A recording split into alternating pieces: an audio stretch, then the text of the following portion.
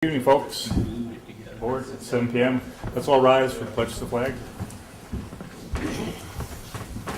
I pledge allegiance to the flag of the United States of America and to the republic for which it stands, one nation, under God, indivisible, with liberty and justice for all.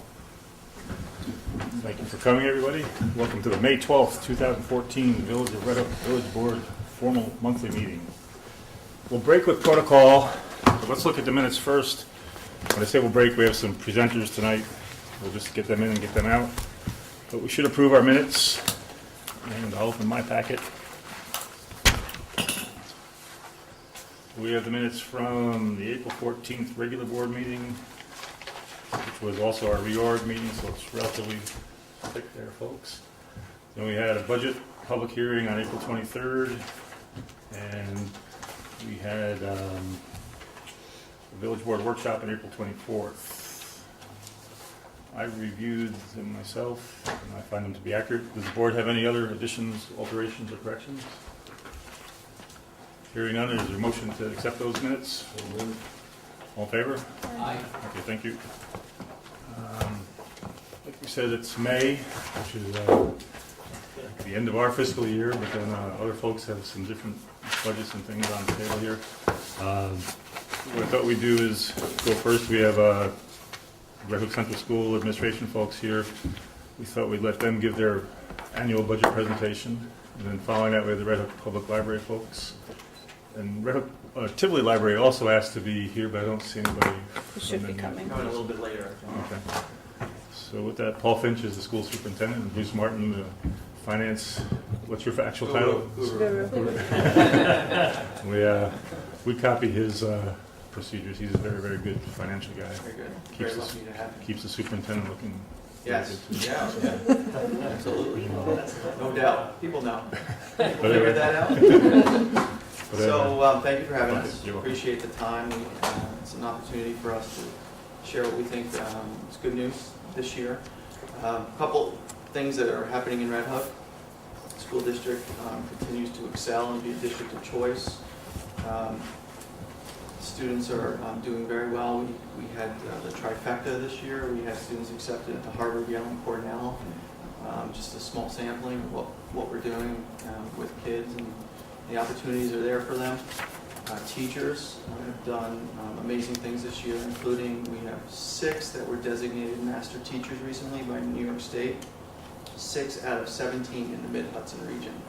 So 35% of all the teachers that were designated master teachers came out of Red Hook this year, so something to be really proud of. On the budget side of things, the board gave us marching orders to stay under the cap and maintain everything, and those don't play well together, as you know. So we faced a structural deficit of about $775,000 out of the gate. We closed that gap 3 ways. We had some increased state aid, about a third of the amount in state aid increase. We had retirees. We had 3 retirees. I'm not replacing one of the retirees, and that's a 4th grade position, and that's not going to hit program because we have enrollment dip. And we had some savings that we took for retiree health insurance. So we closed the gap those 3 ways. And we're at 2.02% on the tax levy side of things. That's under our cap. And in theory, and I will say this multiple times, in theory, taxpayers are going to get rebate checks for that increase that they experience. It is an election year. And all of our all indications to us are that you will get a check back for that, and will experience essentially a freeze if you're a local taxpayer. We have a bus proposition on the ballot. That's a pretty standard bus proposition in the amount of $270,000. That's to buy 1 large bus and three vans, and replace the courier vehicle that we have going around. That's pretty standard package that we put forward to the voters every year to maintain a 10-year replacement cycle on our buses. We have 2 board seats that are up, 4 candidates vying for the 2 seats. There's a candidates night tomorrow night. I think it's at the high school. Almost positive it's at the high school in the cafeteria at 7 p.m. So if you're interested in getting to know the candidates for the Board of Education come tomorrow night. And what else? There's four people running. Four. 2 seats. And then you're going to hear from the libraries tonight. On our ballot is a proposition for the Red Hook Library and the Tivoli Library. So it's a pretty short. It's a pretty short story really this year. is. We maintain program, and I'm hopeful that folks will vote for the budget. Couple of important dates still coming along. If folks want to vote in our election, they have to be registered to vote, and it's possible to be registered for the school election by registering through the counties, either Columbia or Dutchess County, whichever is appropriate. But you're probably running out of time on that. So if you know somebody that wants to vote and they're not registered, another thing that they could do is come out to our local school district registration. That happens this week on Wednesday.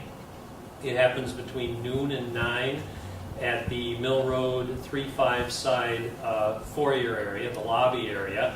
If they come to that, they would be registered to vote in the school election only. Not the general election in the fall. You have to register through the counties for that. And then our annual budget vote is on May 20th, and that's the statewide school budget vote happening on May 20th. And for us, that happens in the Mill Road 3-5 gymnasium between the hours of noon and 9 p.m. And I would just say that we have to be careful because, like most school districts, using savings is really unsustainable over the long haul. So we're keeping an eye on that, and really only 3 things that can happen to help us really close the budget gap structurally over the long term, and that's relief from mandates that we have, and you know about that too. Or we try to exceed the tax cap at some point, or the state aid just keeps pace. So each year we've tightened the budget down, left less room for contingency. So this winter, we all know that we had some contingency costs with the way winter went. But each year we've tightened the budget down a little bit further. We've, as Paul said, dipped into some savings. It will not last forever, that strategy. The budget is going up more slowly than the actual costs are moving. Stop there and answer any questions you might have. All right, school population, what trend are you seeing? It's been decreasing slightly over the last few years. I did an enrollment snapshot today. We're at 1,985 students. We had been in 2006 at about 2,300 students. According to the demographics study, we are supposed to level out at about 1,900 students out to 2019. So we're seeing pretty much what the demographics said we would see.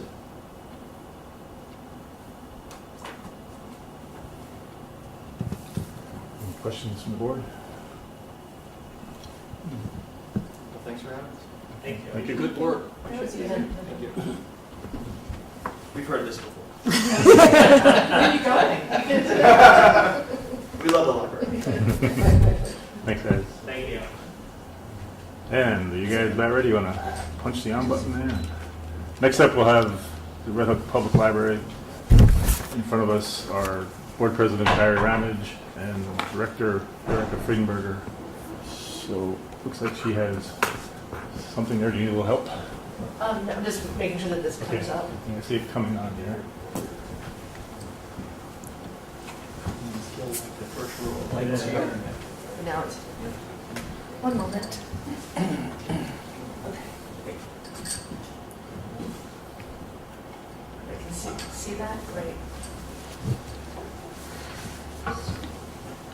Right, so as Ed had said, for those of you who don't know me, I'm Erica. I'm the Director of Red Hook Public Library. Thanks so much for allowing us to present to you today. If you have any questions, please ask. I'm going to try and move through this quickly because I know you've got a lot to do.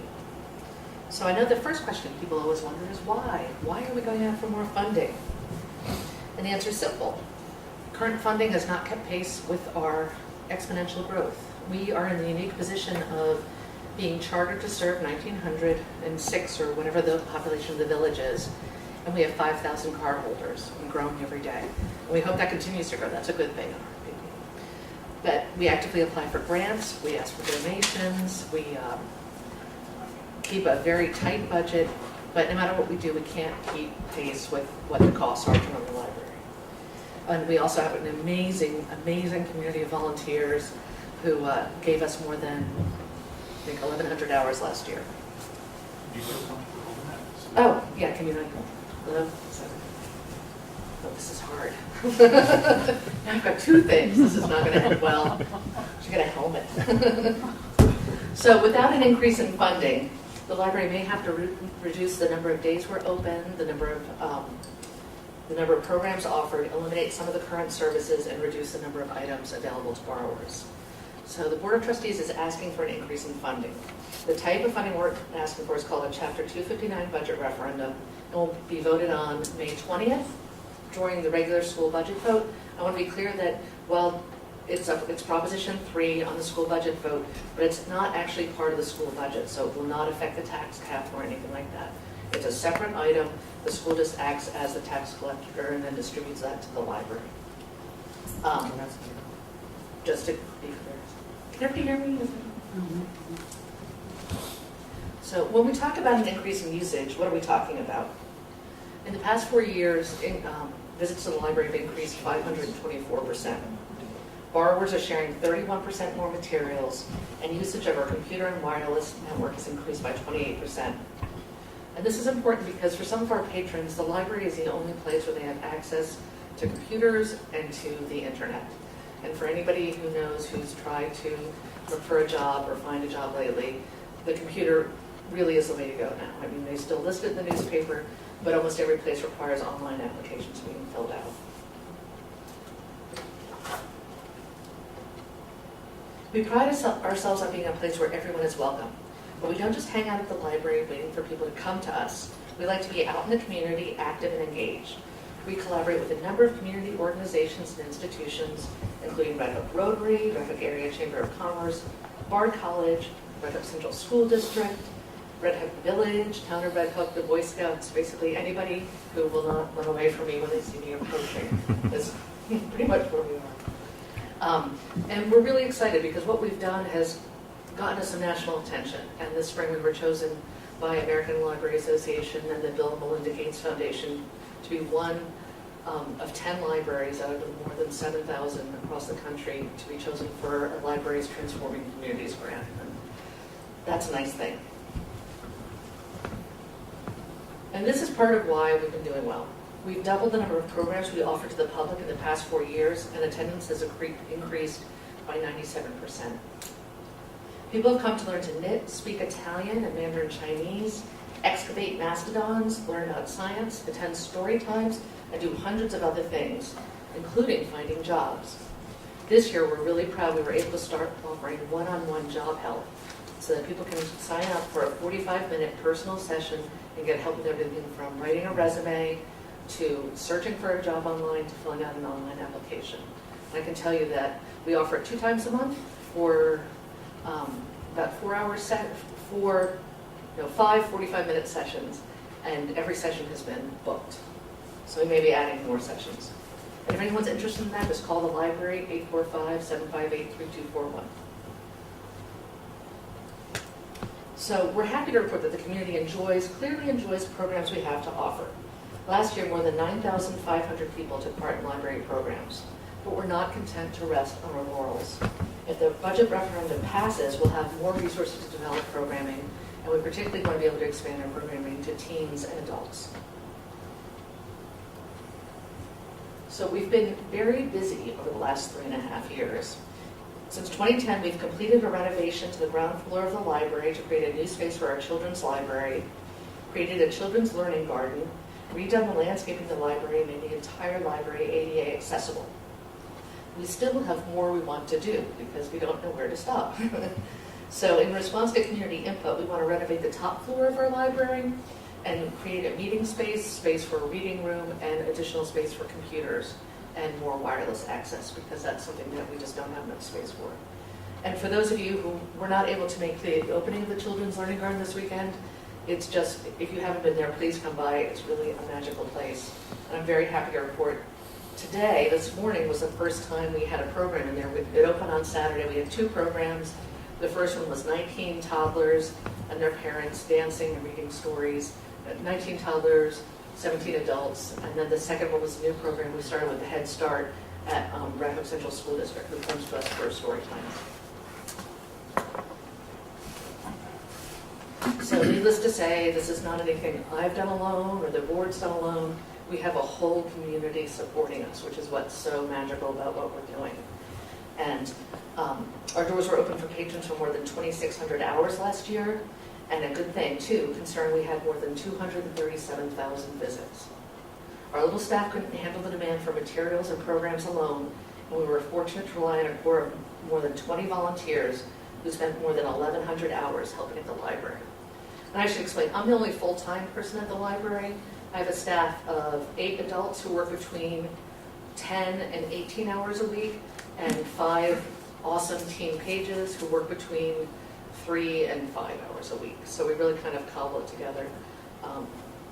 But it's a very kind of skeleton, nimble crew, if we think of ourselves. So what are we asking for? How much is this going to cost the community? We're asking for an additional $70,000 per year in funding. It will cost the average homeowner with a home assessed at $250,000 an additional $11.46 a year, or 3 cents a day. The additional funding will be used to cover the rising cost of utilities, to maintain our historic building, to pay fees to the Mid-Hudson Library System, which we have to do now because state aid has been cut so dramatically. That started in 2011, and since then we now pay, partly because we're a victim of our own success because our circulation is so high, and part of it's assessed on circulation, we're paying more than $10,000 a year in fees to Mid-Hudson, which is a significant chunk of our budget. And to maintain and expand technology and our staffing levels. So we want to talk a little bit about the return on investment. So what does the community get for this $250,000 that they're investing in our library? And this is based solely on materials that are borrowed. It doesn't include programs or any of the value of that. So for the $250,000 that the community is investing in the library, in return, it's getting more than $1.74 million back. And that's in books, audiobooks, ebooks, DVDs, music CDs, everything. We had more than 84,000 items circulate last year. That number is based on a conservative figure of $20 per item, which if anybody has gone to buy a book, you'll realize that that is in fact a very median figure. It's not a high-end figure. So Lauren, thank you for relying on us. Your support and use of Red Hook Public Library is so extraordinary that we managed to earn stars each year in library journals, something that less than 260 libraries across the nation do. Last year, we were very happy to get 5 stars. We were, Library Journal designated us as a new constellation because we're the only library in the country that managed, this reflected the last increase in funding, and we also increased our stars. Most people drop out when that happens, but our performance continues to outgrow our funding level. We love what we do, and we couldn't do it without you. And thank you for giving us the opportunity to serve you. And this is my awesome team on World Book Night last year, and this is arguably some of the cutest children you'll see everywhere. This is our amazing Battle of the Books team, which has taken 2nd place 2 years in a row, and this year going for the gold. So if anybody has any questions, I'm happy to answer them. Yes, I have. Yes. Do you collect any fees from the people that use the facilities? We collect late fees. So if something comes back late, no. We know, and it's interesting because when you say do you collect fees, do you mean fines on late No, material? not fines, Okay. fees to join. No, we don't. So you're just expecting the property owners to pay all the money? Correct. Yes. Well, what it is that, we say that things are free. They're not. They're prepaid. And it's paid for by a community because I think that's one of the great things about Red Hook and about so many communities, that they really value what a library has to offer. And we'd like to see everybody use the library, but hope that people who don't still realize that there's value to the community to have one. And that libraries are the cornerstones of democracy. And if you want to have a democracy, you need to let everybody have good access to information. So what percentage increase are you asking for this year? Through the school, not through the town? We're not asking for an increase through the town. I know. And it's Last being time we spread out, asked for a 58% increase through the town This is a government. 19% increase. Because our budget currently is $250,000.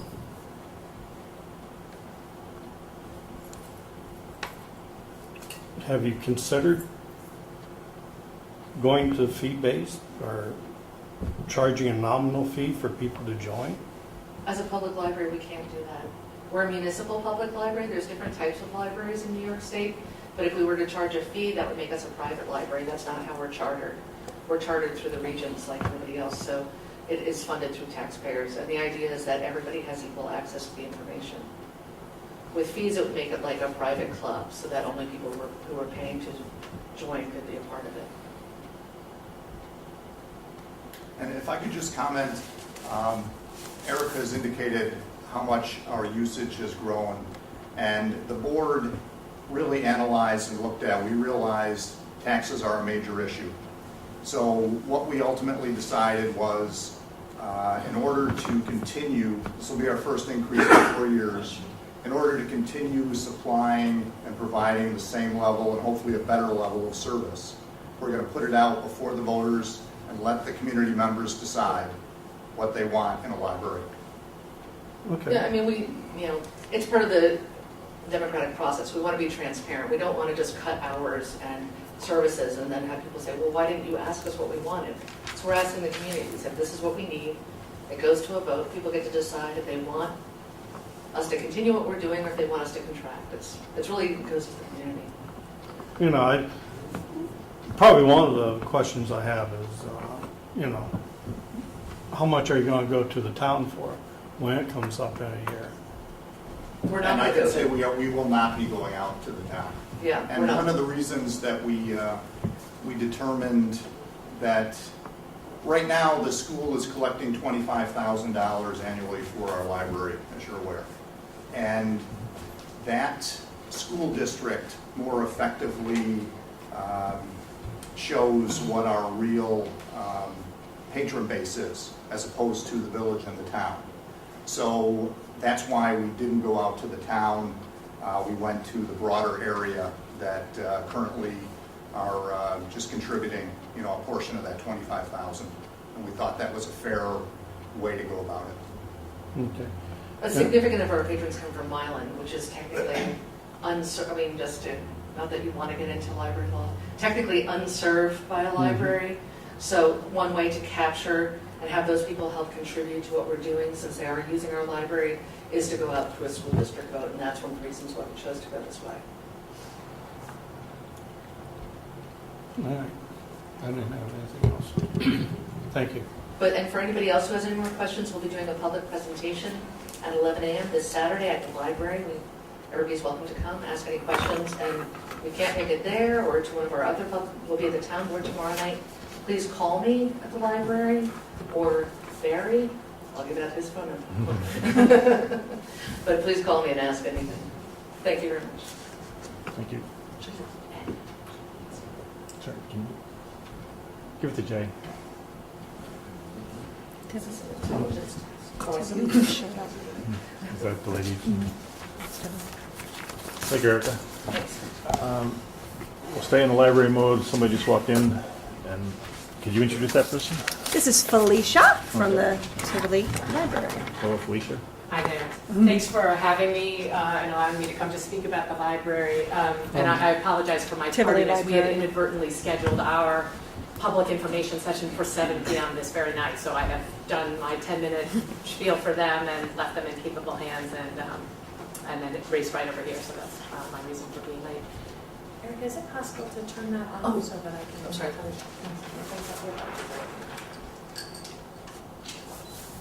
So I missed the Redwood Library's presentation, but we've spent a lot of time together these past few weeks, so I have a fairly good idea that you heard that their library has been growing at a tremendous clip, and the Tivoli Library has had a similar experience. And so I'm just going to cut right to really our budget situation so you can see where we are. There are a lot of similarities to where the Red Hook Library finds itself. So for those of you who don't know, I'm a scientist in my day life, so I'm going to draw a graph. That's just what I do. So this is a graph showing time on the x-axis. And what we found in the Tivoli Library is that up until about 2007, we had some very nice attendance at programs and participation in all kinds of library offerings. But in 2007, our demand for our services really started to take off, and it's been continuing to rise ever since. So that in 2014, we have dramatically higher demand for the services that the library offers than we had just a few years ago. And part of the reason for that increase in demand is that our funding was flat up until 2007. It was at a fairly modest level, and so we couldn't afford to be open that many hours or to offer that many services. But in 2007, the voters through the town of Red Hook voted for a big increase for the library in our income. And since that time, our income has been flat. So what that means is that for these first few years of growth, we were actually setting aside some money every year. We had a bit of a surplus. That was part of our financial plan when we asked for the amount that we did in 2007. So we were setting aside money during that initial period, and even though I didn't draw that very well, we've essentially been using up that money ever since as our demand for our services and therefore our expenses have continued to increase past the level at which we receive our funding. And so where we find ourselves now is that in 2014, our demand and our expenses are a fair bit higher, about 30% higher than the income that we've had fixed for the last 7 years. So what we're asking the voters for is to give us an increase that's basically this amount that will allow us, as of the end of this year, to continue to offer services at the level that they're expecting them now and using them now, so that we can get above this income threshold where we are. And we think of this as sort of our fiscal cliff. We're asking the voters to decide, do you want services at the level you've been having them? If you do, then we need to close that gap. Otherwise, we'll have to cut back pretty much in every aspect by about 30%. So that's where we are. So I think you know the details of the vote, and you have a sense of the timing of all of this. What we're asking for, the amount that it takes to close that gap is $55,000 across the whole school district, and that comes down to something like about $9 per year per household, per average household, or about 60 cents a month. And that's the Tivoli part of this request on its own. So I would tell you about the informational meeting, but I think you've mostly missed it. It's happening right, or ending about right now. So are there any questions from anyone? I have one. So how does it work? It's Proposition 3 for you folks? Proposition 3 and Proposition 4 for So us. it's two different propositions? That's right. Proposition 1 is the school budget request. Proposition 2 is the bus budget request. And then 3 is the Red Hook Library, and 4 is the Tivoli Library. Any other questions? So between the two libraries, you're asking for over $20, That's right. It's about $20 per household. or 19% for Red Hook, and what's your percentage increase? Percentage increase over over this amount, Yes. the amount that we Correct. bring in right now. It's about 20% over. It's about the same, 20% over what we bring in right now. So combined, you're looking at a 40% increase. On individual budgets. 20%, 20 each. 40% because the taxpayer is going to see a 40% increase on those two. Well, I just want, if you don't mind, I just also want to step in and say, it's all relative. Yeah, Like, exactly. you know, I mean, it's like, Right. if your budget is $1 and you're raising it to $3, that's a 200% increase. Right. You I know, know. I mean, like, our budgets have been historically so low and much lower than other libraries in our area. And I know for one, like, we are outperforming libraries with 2 to 3 times our budget. So I know how frugal my board is. We're very conservative financially, how frugal we are. So yes, so it is an increase, but it's not, I know what I pay. I don't live in Red Hook, I live in another town. My house is assessed at $140,000, and I pay $120 a year in library taxes, which is considerably more than what we pay here. And they don't perform anywhere near the level that we do. So some of this money in this referendum will go for capital improvements to the existing building? It will not, actually. It will not. That would be, this is all operating, Just will be operating. dedicated towards operating. Anything that will be done on the third floor that Erica mentioned would be grants, capital campaign, and totally separate. And actually, we have some capital campaign grants that we're actively working on and are very optimistic that in the near future we'll be able to. We're hoping in the next month or two to have, we've applied for and basically been told, but it's not official yet. We're expecting about $70,000 in grants for capital improvements this year. And so some of this budget goes for operation of the building as well? Exactly. Yeah. And as, And as far as utilities go, do you also contribute to the operation of the Washington Bistro Hall? We contribute a very modest amount. They've been very generous with us. So we have essentially been rent-free, but we do contribute to utilities. And we've just finished lease negotiations to continue that for another 5 years. So our budget is basically, we pay essentially a utilities fee, and then the rest is our operating expenses for the library. So you have minimal capital costs versus the Village of Red Oaks Library. Comes with constraints. They have this lovely, beautiful space, and we have a lovely space too. Split across the halls is our wonderful librarian lives every day. So there are challenges with that space too, but it's positioned in the center of Tivoli and the historic hall and the hospitality of our village government hosts is beyond beatable. So we're very happy there. I would just say, in response to the budget questions, one thing that I think we don't appreciate enough about these libraries is that we've been asked a lot. We've been everywhere these last few weeks, and we get asked a lot, what about the people who are being asked to pay taxes but don't use the library? And my response to that would be, first, you probably should use the library. They're really incredible resources. But even if you don't, in the same way that we all benefit through our property values by having such an amazing school district to live in, whether we send our kids to those schools or not, we're benefiting indirectly from our libraries in the same kind of way. I mean, the libraries are bringing in tens of thousands of people into these villages every year to do the library programs. They're, if not the most thriving businesses in these communities, they're certainly among them in both villages. If those people just buy a newspaper or a cup of coffee or a magazine at about 1% of their visits, the villages come out way ahead, and the residents do as well because they're getting more services for just the visitation. So even if they don't use the library, they're getting a tremendous deal for this small investment that they're making in providing a public service. Any other questions?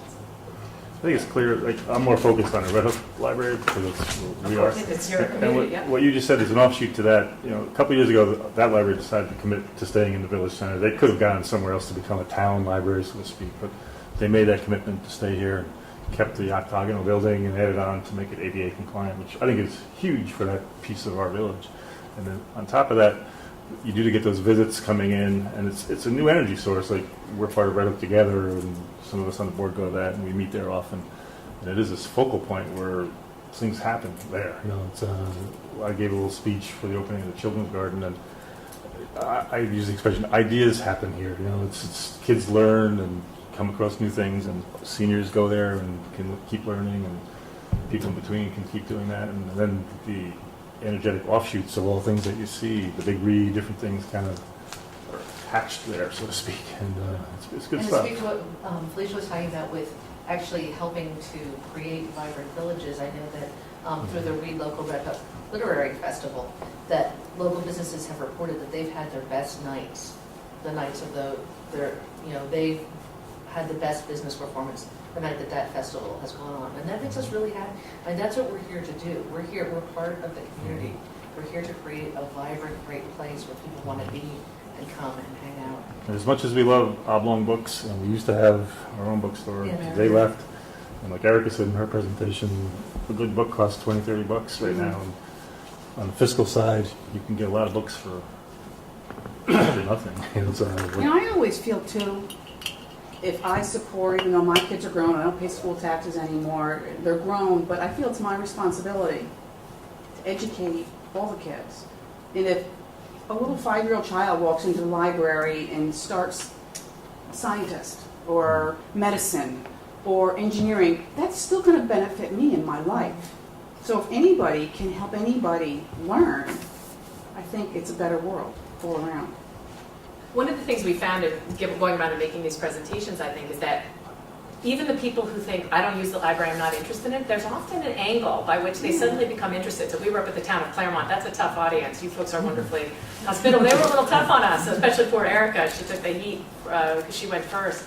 But it was interesting. As soon as Erica started talking about internet services and Wi-Fi connectivity, their faces lit up, and the idea that seniors who are returning to work, not by their own choice, could go into the library and get hands-on help in filling out online job applications, which probably didn't exist the last time they looked for a job.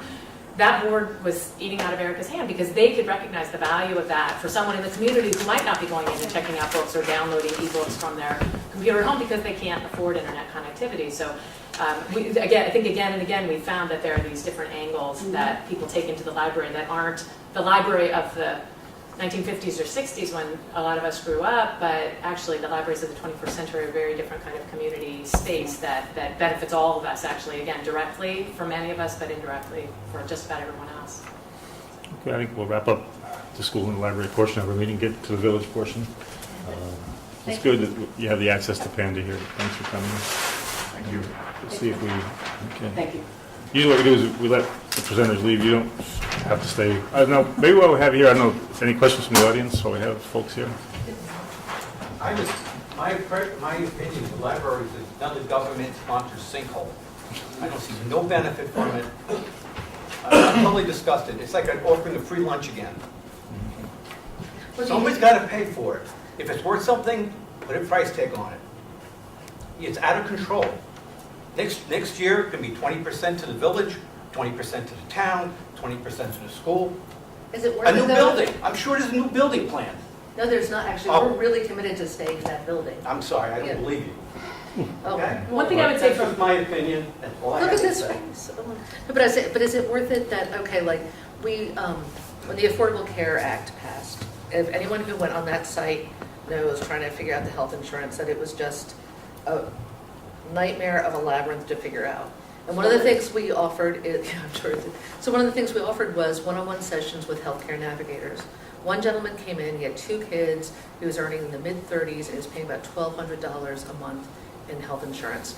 After he'd worked with a navigator, he got a deal for $400 a month. That's an $800 a month savings. That's a, but no, it's about improving Well, people's guys, life for the better. Erica and George, Yeah. He's going to shut me off. we had a, Well, I'm We'll, sorry, please Erica. come to the library and see what we're doing. yeah, stop in. And George gets a question, but he makes statements too, so. Anyway, thanks everybody.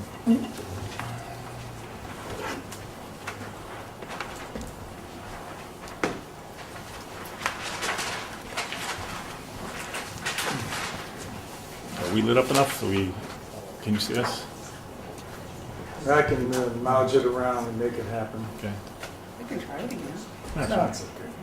I don't want to irritate. All right, we'll move on. I thought what we do is we'll get into some of our routine business here. I have to just set up my paperwork here a moment. And if we could have the treasurer report on the state of the treasury.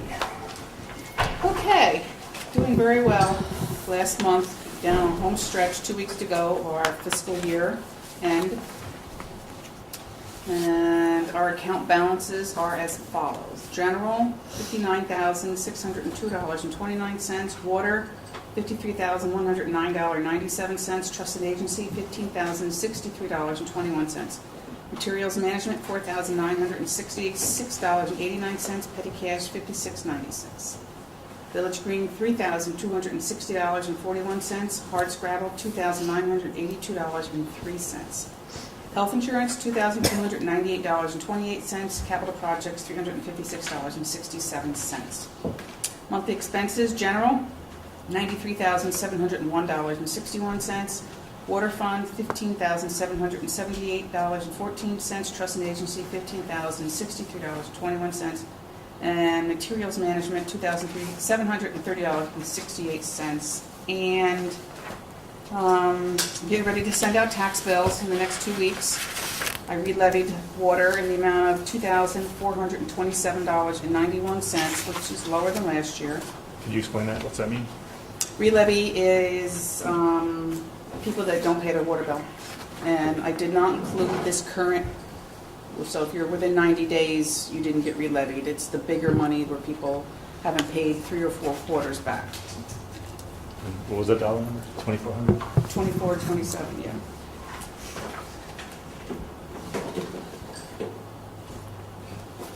Did you have more?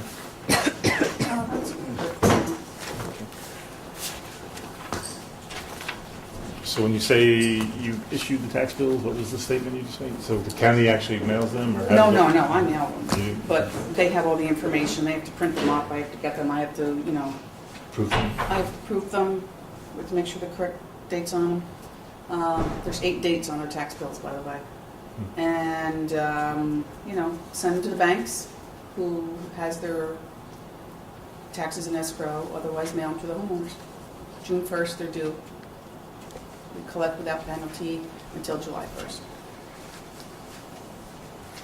Good. And like all of us know, was it 1.97, and when you filed with the controller, did it hold at that? Like the It numbers did, all? came right up to the penny, and Okay.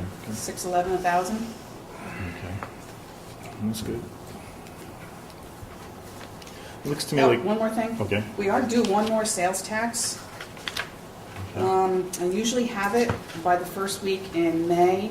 I called the county today, and for some reason, I don't know what's going on.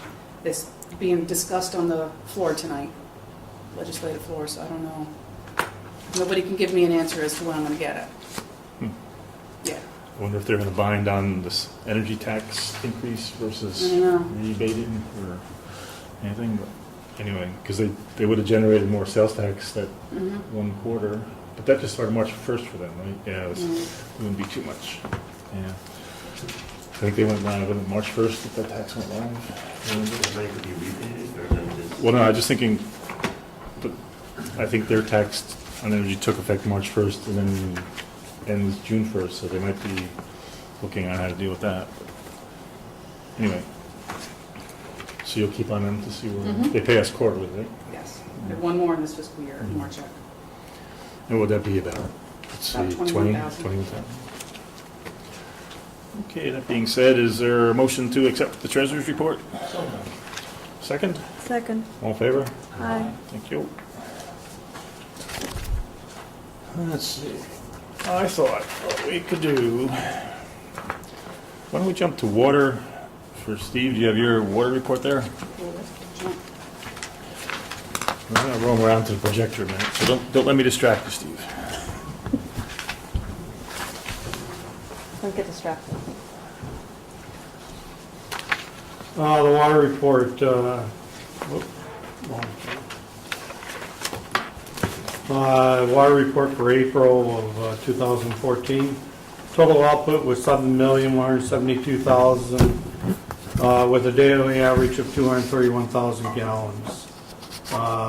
April of 2013 output was 6,669,000 for a daily average of 222,000.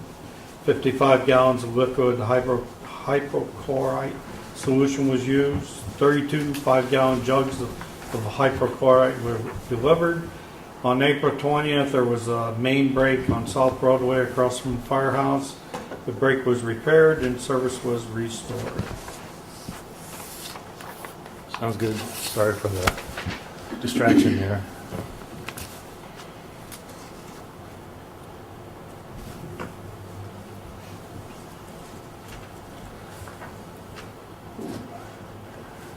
So, on the water, could you talk, do you know much about the breaks? I know we, you and I talked a little bit. What we're looking at is, I don't know if you want to do the show and tell out front there, or I could do it for folks in the audience and the television No, you audience. had most of the information. Have I showed you all, I think I might have shown each of you individually this thing. The Super Rock? Yeah, it's super. This thing is awesome. This was underneath one of our recent breaks, and what we're deciphering or diagnosing is that the friction of the leak for so many years actually wore out this piece of, it looks like shale to me, it looks like a flat piece of bluestone or shale. And the reason I show it as important is we're going to be talking about phase 2 of our water project tonight. And what we're faced with is underground. Jay, did you get to see this one? No, it's interesting. And, Steve, I don't know, did you, I forget who was at the workshop for this one? Came in. And then this was one of our recent digs. It's where couplings and metals match, and it's just some sort of galvanization.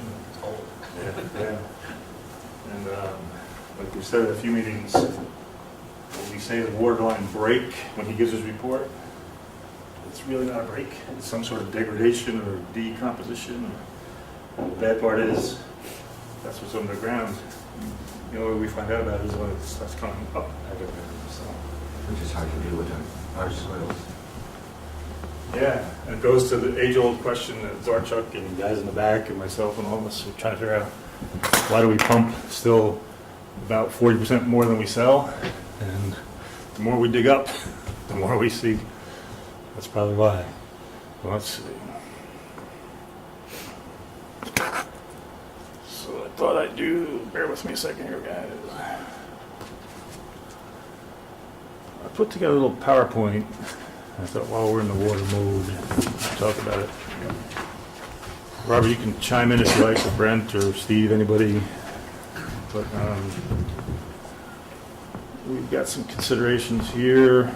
I said, water, we drink it, bathe it. Water gardens is precious. But the problem is our basic system is from the 1930s, and those pipes, I don't know how to age them, Robert, do you? I mean, do they look like anything you... Well, the technical term is they're at the end of their useful life. Oh, yeah, okay. Good broad statement. And what I say here with my cursor is, we're essentially, in my opinion, we're faced with basic systems failing under the street. And what do you do about it? So I think the age-old infrastructure question, and what are our options? We went through phase one, and just to refresh everybody's memory, the great part of phase one, it was 1.242 million, and the principal interest on that is about $52,000 a year. We just paid off our most recently built storage tank, which was precisely, almost exactly the same amount of money per year, principal interest. So phase one was a net, what I would call a net zero budget impact. I think the treasurer would concur and confirm that, right? It was, and that's how we were able to, when we set our budget this year in the spring, we dealt with it that way. And for everybody's everybody's reinforcement, phase one did work with what we had, those 24 points from Dutchess County Department of Health, where they're looking for us to do certain things, some from very simple, inexpensive, cheap things to major things. One of them, we've reconditioned all our wells, we've inserted well automation and automated monitoring, so now operators can work and observe remotely. We have new meters for all customers, and we have the long-sought active real backup generator for the well field.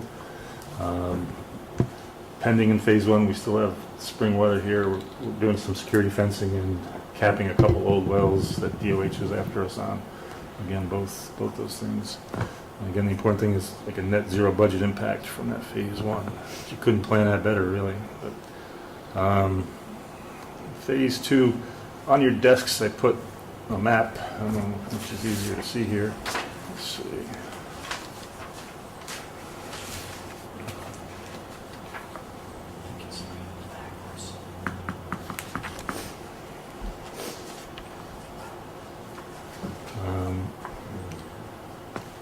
We have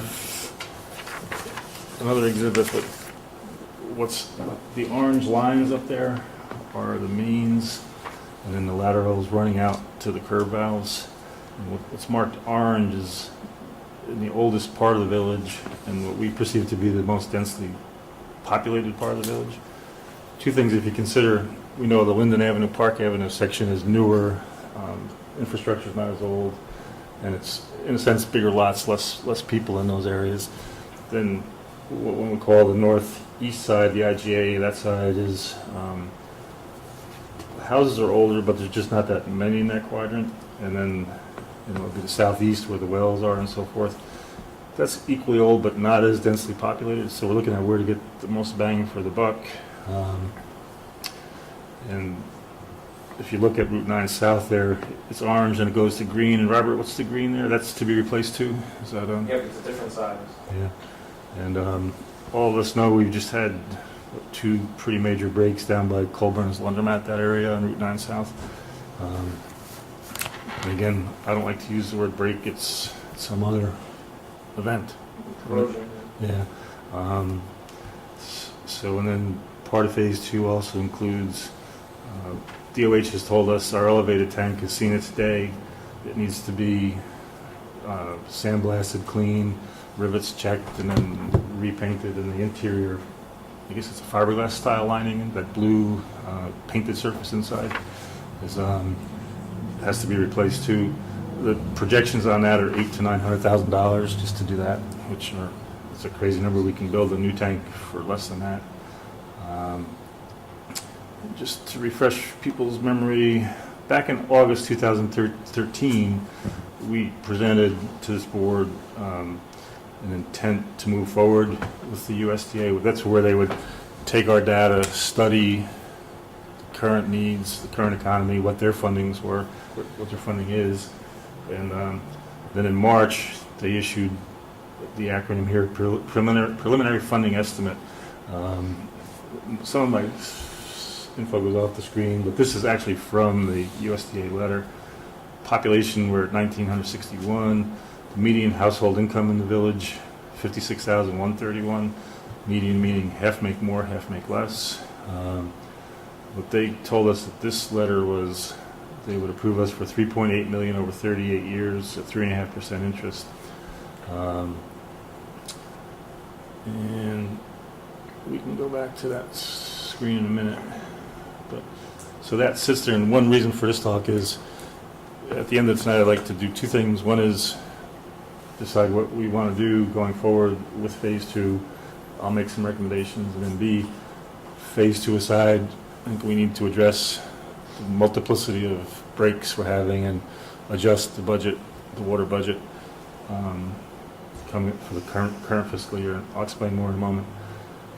So anyway, my bullet points, again, I said the projected tank replacement, elevated tank replacement is about $800,000. I left this, village is spending blank to repair failing buried pipes. The last quarter I had Michelle pull what we did. The last quarter was like $22,500 in the actual underground pipe repairs. And like we said a few times, they're not really breaks, they're worn out, degraded metal pipes. And they're just getting older and failing more often. And a lot of us tend to think, well, maybe it was a bad winter, it was really cold, whatever. But when you look at those things, it's not like the earth shifted and broke a pipe. It's been sitting there. We've been told recently, even though that letter said 3.5%, we're actually talking 3.25%. We tried to bust on them to see if we could get it even lower, but we're meeting technically on the 15th, which is 3 days, or the 15th is Thursday, right? There are two things that we got 2% for phase 1, and that was a whole different ballgame. It was based on 2000 census data, and they had already started looking at stuff, but before they got new census data, we currently raised our median household income to $56,000. We now qualify for the higher rate, like an immediate rate, based on median household income. And, so that was one aspect that had to be reached. Another was a health and safety issue. So if you had both of those conditions, if you were under the median household income threshold, plus had health and safety issues associated with your water system, you got the lower rate. Phase 2, you had both of those simultaneously, you get the lower rate. Phase 2, we had the 2010 census data on the median household income, which raised us above the threshold, but we still have the health and safety issue. So we didn't have both of those coinciding, just one, therefore we got the higher rate, unfortunately. Yeah, we don't know. And we're still working. Yeah, we're not really necessarily accepting the 3.25, but it sounds like it'll be somewhere around there. What that means is the scope of this project is multi-year, which is something to put in the back of your head. So if you could put these numbers on paper in your head or whatever, to pay that sort of principal and interest back, it's $182,000 payable each year over and above the current budget. Current budget is $367,060 pre-project. The good part is we have to get there within 3 years, according to my projection. So put that in the back of your head. Like we said, we're spending, the last quarter we spent $22,500 up here. You can't predict the quarter is the problem, but we can predict we're going to be fixing breaks and we're going to be pumping more and running pumps to pump more than we're selling. So those are other aspects of cost. Let's see. we talked about what Phase 2 really is. There's a lot of words here, but a lot of alternatives were examined and so forth. It's right now the engineers are recommending building a second tank over at our well field instead of tearing down or doing anything to the elevated tank and going elevated. And my position is we'd like to keep the elevated tank as an icon, and also it raises about just a touch under $80,000 a year for us in cell tower rental. So to take it down and build a monopole somewhere would cost us hundreds of thousands of dollars, which we wouldn't necessarily want to spend. And then at the bottom bullet, again on your desk, that figure C1 indicates water lines that are targeted for replacement. The West Market, Prince, Fraley, Benner, Smith, Ludlow, Phillips, and Church Street. And then we saw then, I don't see listed here, Route 9 South is correct, Robert? Right. And, That's in phase 2? yeah. And then this breaks out a little more succinctly. It'd be a new 368,000 gallon tank, water line replacement for a subtotal of $2.9 million. And admin, legal, and engineering, $500,000. Contingency, $300,000 for a total of $3.8 million. What we found in Phase 1 was contingency was a little overestimated, and we actually are using it to round out some smaller parts of the project, like the fencing and capping off wells and things. Because at 2%, it's cheap money. You might as well use the federal money. Something else to consider, and on the water line replacement, because the water mains are underneath our streets, there's going to be significant portions of that funding will go to complete restoration of the streets as well in that area. So if you do have a chance to walk on the streets or even drive, you'll notice that they're pretty bumpy and worn out, so this will help improve the quality of the streets in those neighborhoods there. So anyway, what I had done then,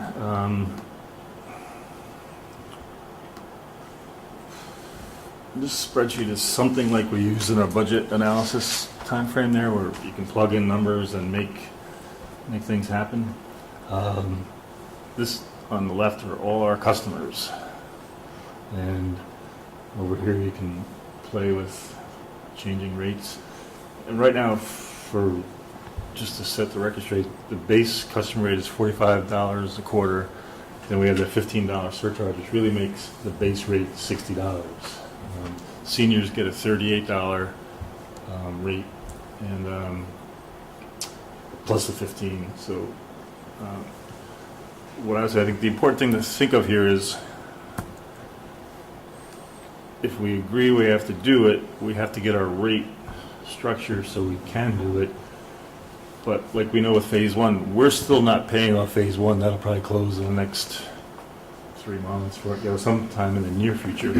But the project is, 2 years old at least since it started. I guess it started last summer, or like May, June last summer. Yeah, so it's a year old.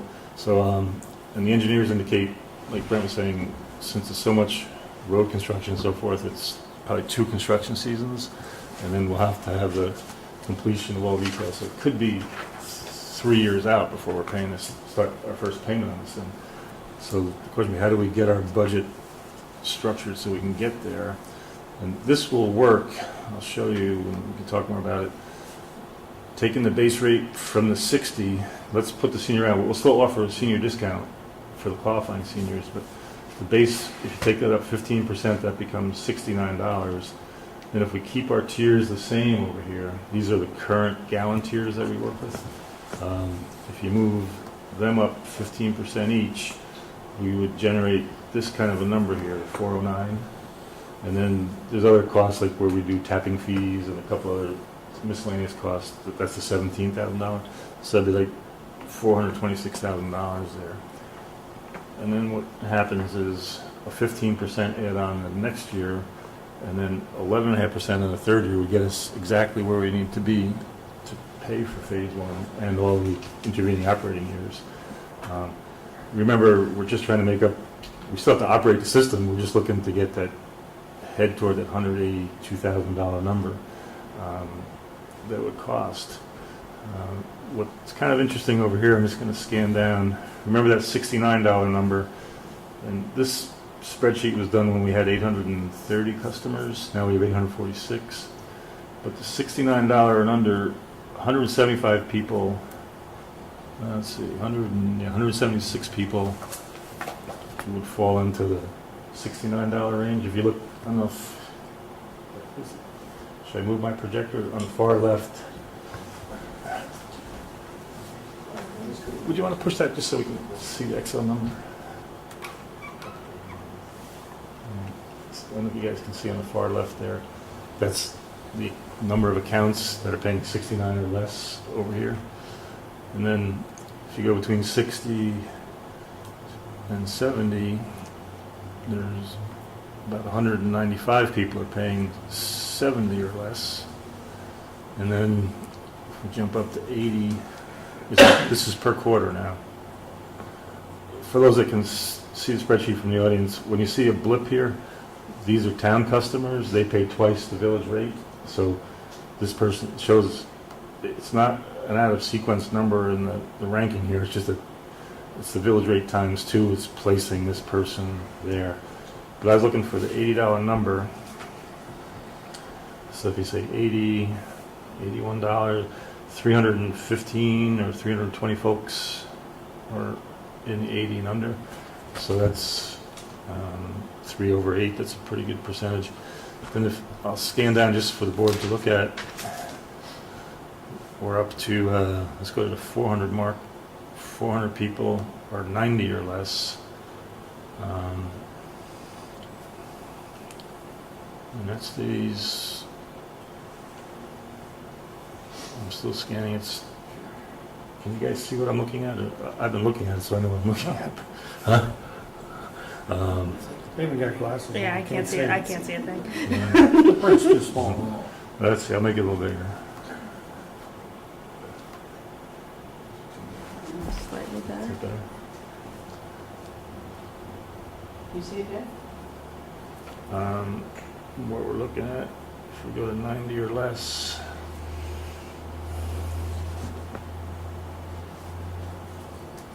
there it breaks to 90, and it's 500 customers for 90 or less. What I did, I went to the top end, and nobody's paying 102,000. That's a total for the quarter. But there's a few that are paying these kind of numbers, and if you look across, this is the town-based laundromat. This is Treble's Mobile Home, and there's some Bayrite properties. There's another laundromat, but they're nothing like. So again, you have to remember that the town multiplier is taking those 2 highest ones to that level. And the other thing we're working on is with the Hoffman Farm project. There's a potential customer there for our water, and we've asked the town to create a town water district, because right now we're selling to town customers, but we'd prefer to have them in a town district that we can negotiate with. And It's being negotiated right now between the town and the counties, Mhm. who owns and operates the district. We can't do it as a village, going to another, to the town. So if you look at, here's the high school, they pay $565 a quarter. Village Diner, $571 a quarter. Let's see, Taste Buds, $554 a quarter. But you have to figure too, they're selling that in a cup of coffee or soda, whatever. If they're making their own soda, it's going out as a product. It's not necessarily just coming out of a sink as a dishwashing liquid and going down the drain. It's like I said, remember that number we saw up on the top, the 409? So it's, the formula is working, all those calculations, there's that 409 again at the bottom.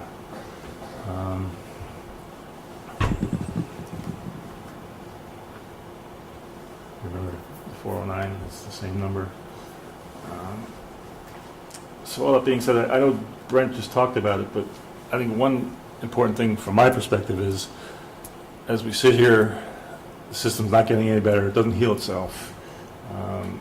We could look at doing this piecemeal, and engineering piece by piece by piece, but somehow I think it's better just to do it in one major project. And the big thing, I've been in cities and towns and villages where they do sewer, they do water, they do whatever, and they carve up the streets, and then they hodgepodge patch them, and it makes it like a war zone going through. You can't really drive through, whereas this project is designed to include that. We're making the argument to the USDA saying, hey, look, not only do we have to take the main out, but we have to cut where our lateral goes over to a curb valve, so we have 90-degree cuts off the straight line down the street, which would, you know how it is, our streets are a little rough now where we've done old repairs and they settle. No matter how good the men work, they seem to settle, and then you have the dips and the collection of water and ice and so forth. But long story short, the average customer who now pays $60 would pay, in this model, $69, and then everybody else, so if you're paying $70 a quarter now, and 70 seems to me to be, remember that word, the median? So let's find line 415. So we say half of our customers, well, we got to take it all the way up to 90 because 520 of our customers, our median's about $90, but 520 of our customers pay $90 or less. And then the thing that I think we have to study and talk about tonight is it doesn't jump that much. It's 98, 99, where when we're at $100 a quarter, we got 635 of our customers in that range. My problem is when I get calls, I think we had one Easter morning, water's flowing on Route 9 South into the Colburns, and it's, we never know what it's going to cost to fix them. And the other downside is when I say that, we don't have great data on what valves shut off what legs of our mains, so we have to bring in sometimes these outside live valve tapping people where they come in and leave the system charged so we don't have to turn off the whole system. And A, it costs money, and B, it's a huge worry because we don't know where all these zones are. We'd have to be shutting off more and more of our system to do more and more repairs. And I think that's not a good thing to be telling people, don't take your shower this morning and go to work until we get our water back on. It's just not a good thing. That being said, what we're looking for is, like I said before, two things. USDA has offered the option, and it would also include that same thing with EFC, and maybe Brent can refresh us there, but that's the short-term money, and what that does is we use that as the bridge loan like we did with the sidewalk project. We file with them, so we're actually paying our costs, and then when we close, we have to reimburse EFC, and then the village starts paying in that 3-year down the road timeline where we start spending our money. The USDA loan is a reimbursement program, so we have to spend the money in order to close on the loan. So in the meantime, as I said, the New York State Environmental Facilities Corporation picking up the short-term financing, which is under 1%, right? Short-term financing. Yeah, it's 0.045. And that'll be rolled into the long-term financing once the project is completed, and then the reimbursement to USDA will start. But again, it's USDA won't start financing until the project's done and all the bills are in and paid for. But in the meantime, we have to pay the contractors in order to get reimbursed, in order to get reimbursed from USDA with the loan. So that's the way that works in the involvement with EFC as well. Another thing I was thinking was, when Brent just used the word contractors, one thing that's interesting to me is, in my opinion, phase 2, there's the engineering, of course, and then it's more people that do excavation and pipelaying. It's not as sophisticated. Like it's not a particular company selling meters or whatever. A lot of phase 1 was we had to buy a lot of stuff to do phase 1, and we had to use well drillers who were pretty specific. And whereas this could be local general contractors, it'd be a bid process and everything. But it could be like all infrastructure. It does bring money back to the local economy too. It's not like we're necessarily have to deal with somebody from some super specialty that there's only one per state or something. It's cutting roads, digging roads, laying pipe is what a lot of local guys can do. And they would just have to be sophisticated to be able to bid on a federal type project. There's a lot of paperwork and a lot of detail. But in my mind, I think there's two prongs to this, and let me talk a little more, and you guys can jump in. But it's with the number of faults that we're seeing, I think we need to address our budget anyway. We built the water budget in the spring season of budget building with the belief that we would be doing a rate review and a rate increase. We have the accountants looking at that, and they've given us a lot of data. I'll show you that too. The point being, we're getting these unforeseen costs, and we have to deal with it. And we still do have the Department of Health saying, hey guys, you got to do something with your big old water tower. It's something we have to work on. So what I did was took that spreadsheet and then did a little research. And our last real rate increase, when I say real, let me just show my dates. Let's see, somewhere I have a sheet.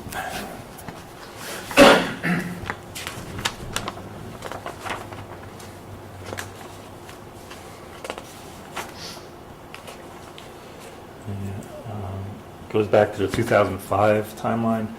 And then, depending on what one defines this as, when we had the Central Hudson surprise, that was 2011 timeline, it technically is a rate increase, but we couldn't analyze it enough to know, because our estimates, our number of estimated meter reads and the shrinkage numbers, the only safe way to do that was to put that across a per user $15 surcharge. So what we're doing is essentially we're taking that surcharge.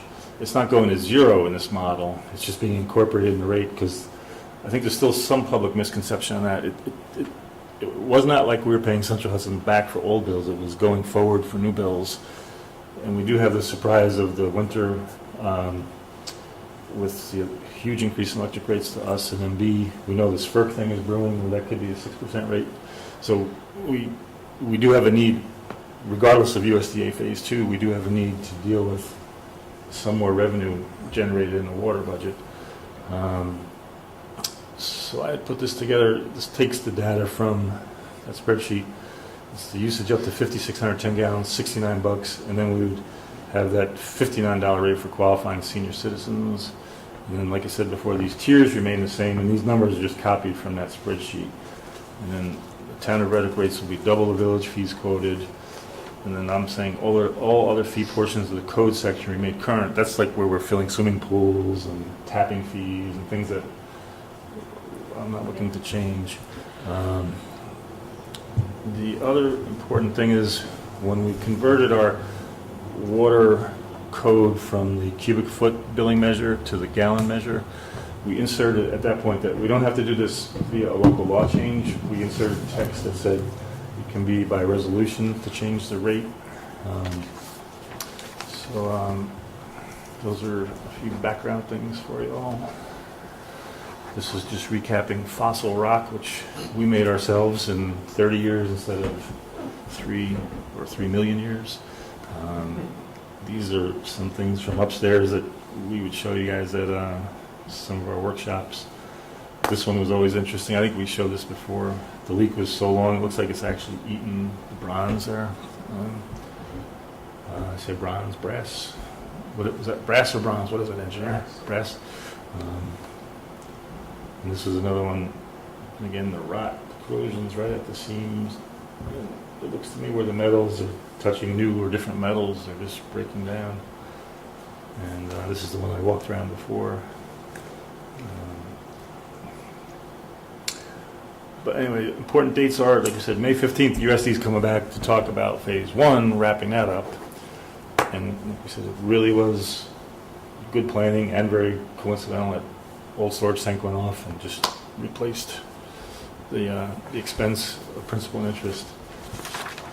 I would recommend, I think I just see myself getting calls for the next whatever, there's water popping out of the ground here, there's water popping out here. And you don't want that? No, not really. For two reasons. One is they could be bad enough where you would have to shut down the system, because when they blow, maybe the engineers can talk about this, but they tend to push the debris out.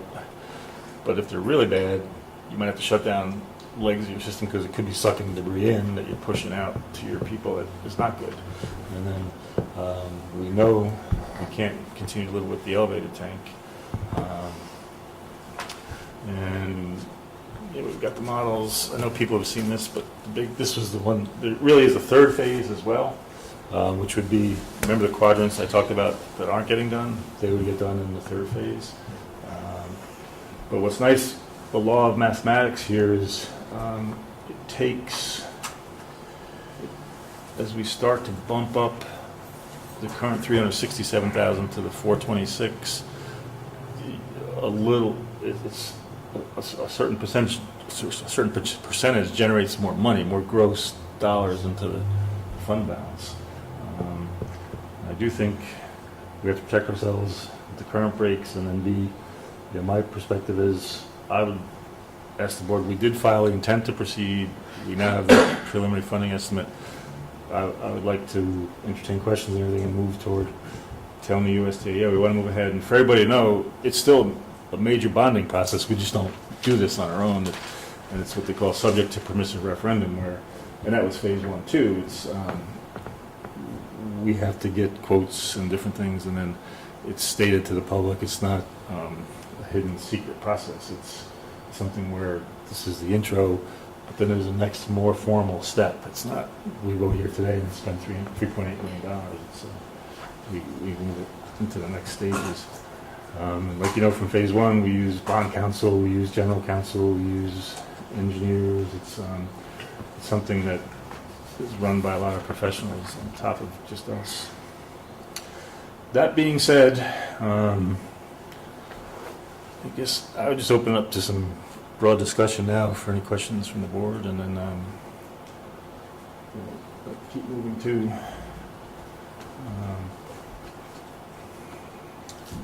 what's on your mind, gentlemen and ladies? What's going to be basically the average increase per household just on the median? Well, what I do, if you take, I was playing with numbers, and the average seems to be, I was showing you the median, but that's a different number than average. And the average seems to be, take those high guys out, the commercial guys, it's about $70 a quarter. So, how much over what the average is paying now versus what the average would pay? Yeah, so if you're $70 customer, 10% would be $7 and another $3.50, so $10.50. Which times 4, let's call it $80 times 4 is $320, whereas now you're a $280 customer. But the downside, or the other option is, what are our options? We're going to be fixing brakes. We're going to be spending the money in some other way, is the way I look at it. And if we've got the money in a package deal. And this is also basically improving the roads as well. Yeah. Which at some point needs to be done too. Yeah. So if you just in your head lump it together. Mm-hmm. Yeah, that's a big part of it. You're exactly right, Jen. It's, and what it would do is, if we do this, like your next quarterly bill in June, if you're the $70 customer, it becomes the $80. And so it happens $10 at an increment. So then in the September quarter, it's another 10 more. And but the scheme of things, even if you take that, what we say 80 times 3 times 4 is 320. It's divided by months. 12 into 320 is less than $30 a month. It's a really important utility, if you want to call it a utility. It's a resource. Water is way different from electricity or anything else. It's also a health and safety issue. I was amazed that we will be replacing the existing ones are insufficiently sized to handle adequate fire protection flow, and some lead T's connecting mains to the lateral, so that was the part that USDA seemed to buy was a health and safety issue. But so those would all be remediated and fixed during the whole process, so that would be a healthier and safer both for drinking and for fire safety. What Brent's saying is, it's worth repeating. I've got it up on the screen here. Phase 2 improvements. I think it's the first bullet there. generally consists of replacing the elevated water tank and replacing nearly 9,400 feet of, listen to this dimension, 2-inch, 4-inch water mains in the southwest quadrant of the village with 8-inch water mains and new hydrants.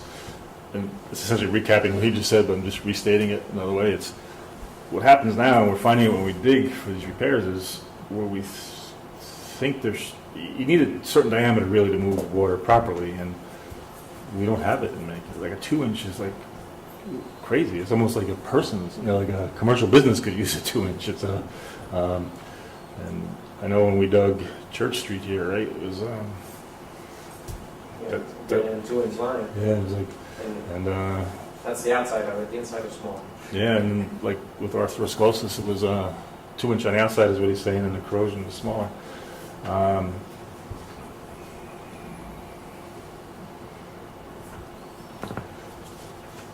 But anyway, it's one of those things. I think we have incredible opportunity. At the same time, we know it's costly. I'm torn on it, but it's something where, when you turn on your tap in your kitchen in the morning, you want clean water and you want it when you need it. And I don't think it's pricing it.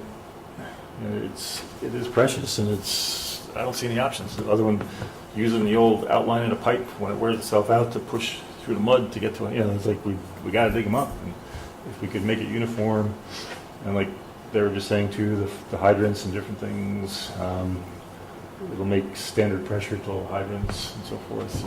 If they have to pull off a hydrant, it'll stay standard. It won't be restricted by 2-inch and 4-inch feeders and so forth. But anyway, like I said, I think it's an incredible opportunity, but it's a big decision. But as I drive around the state and the country, I think a lot of municipalities are neglecting their infrastructure, and you see it, drive under it, you look at it, and it's like, man, what do we do? So I would like to recommend we go forward and advise USDA. Going forward means is two things. We would move our rate up that 15%, keep the senior citizen item we're talking about. Try to take, let me just find it here.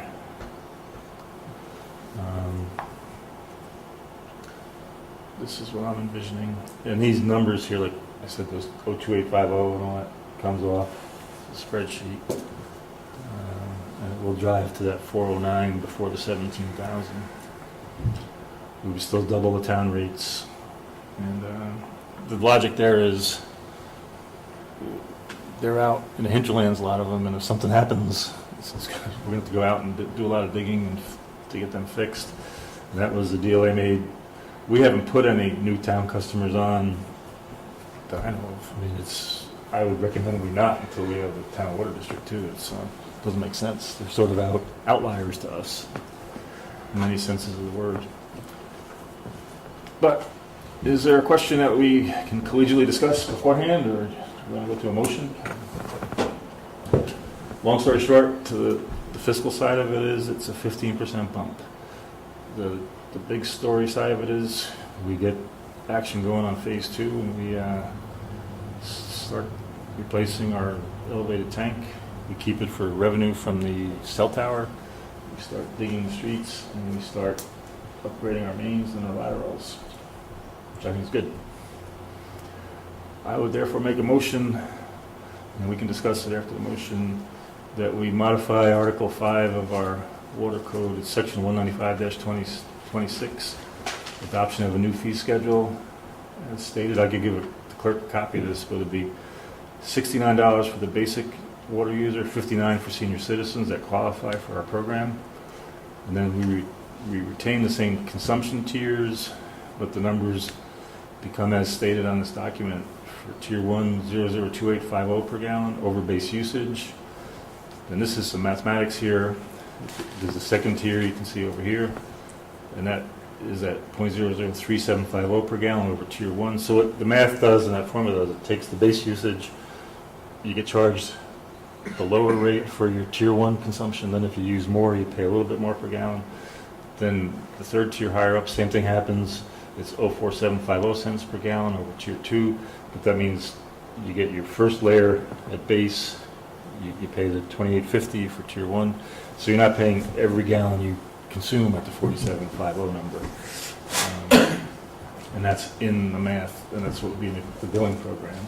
So The logic there is we would try to promote conservation of water. If you can keep your consumption under 22,400 gallons a quarter, and that's the interesting thing I was looking at. Remember that spreadsheet? Where'd it go? It gives consumption numbers too. Let's see.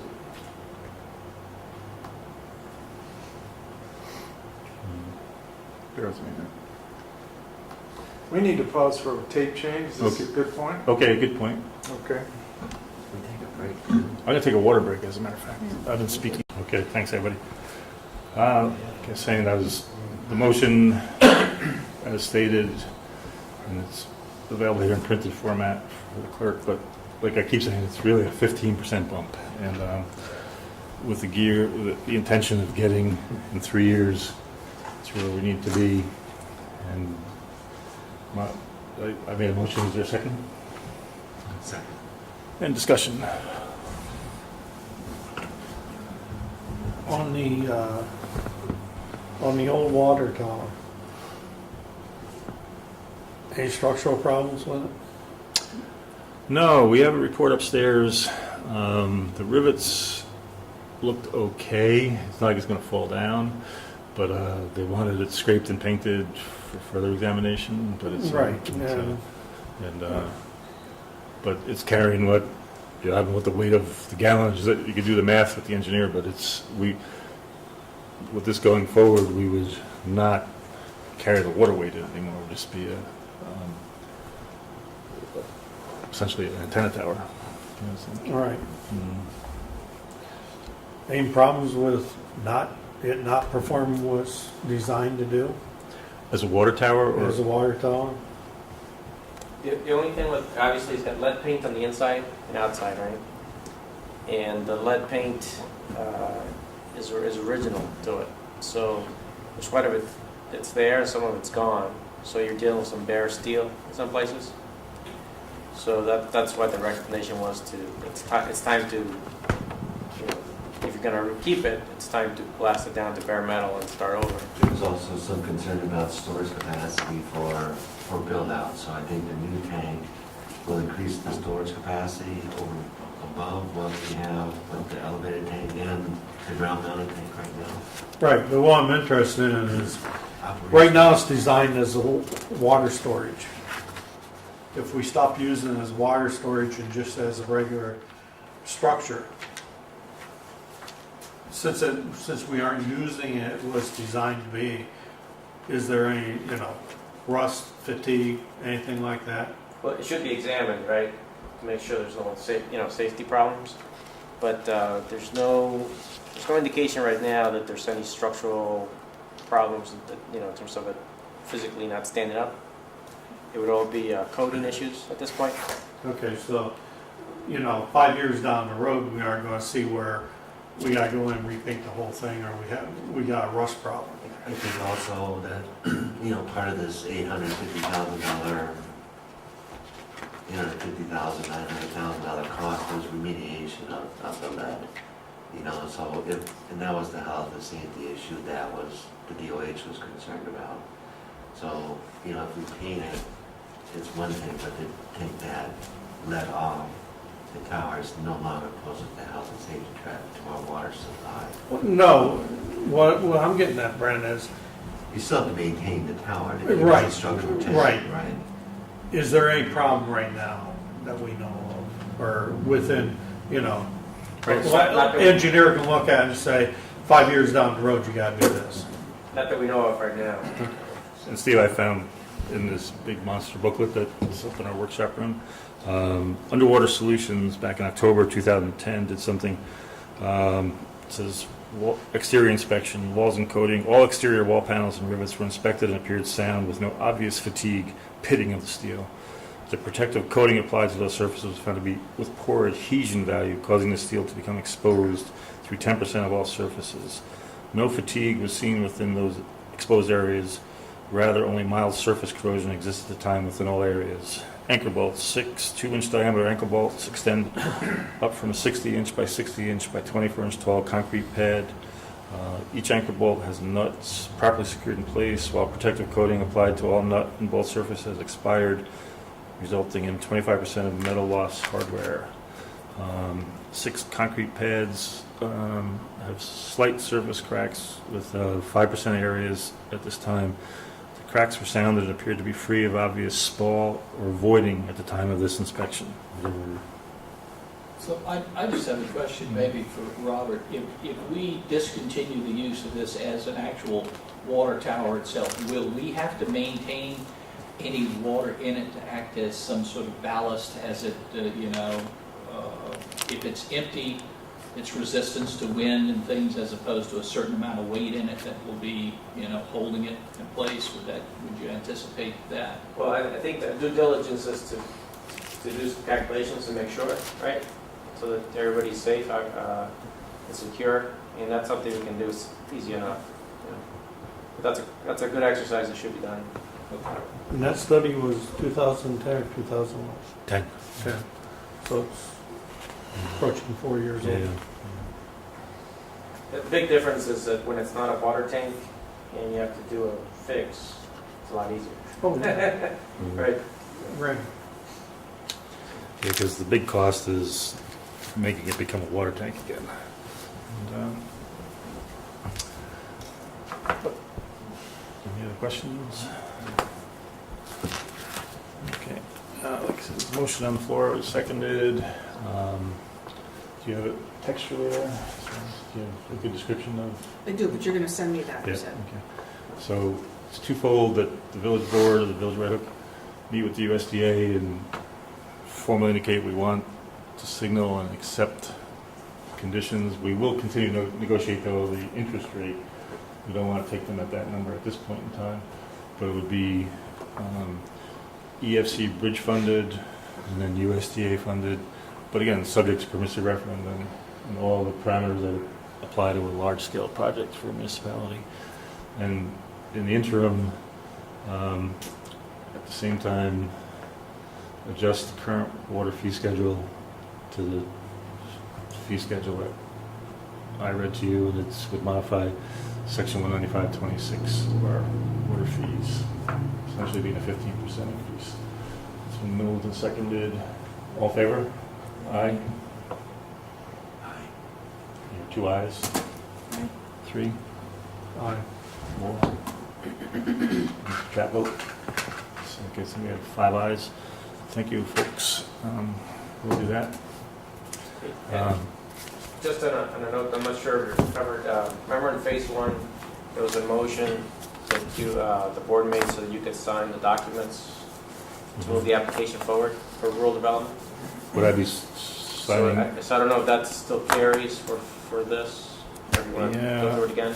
That's a good point. It probably was worded for phase 1. What Robert's talking about is if there's any ongoing application papers that we have to sign, it would indicate my ability, reaffirm my ability to sign. I think technically by law, once we have the motion, we can, but USC is very, very technically correct.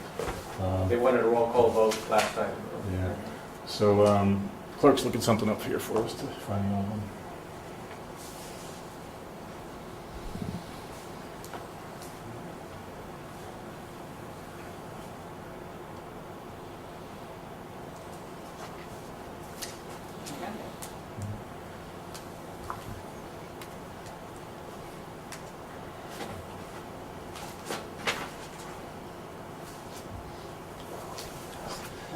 Yeah, we used one, resolution 14 in the year 2013, July 2013. Let me just read it out quickly to myself, and then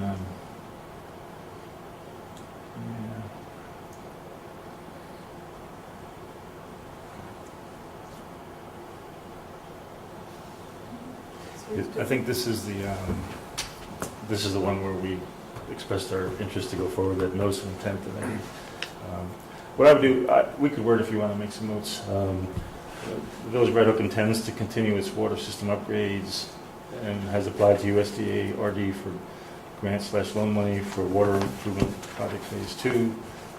We've received the preliminary funding estimate and we'll proceed with pursuing the project of phase 2.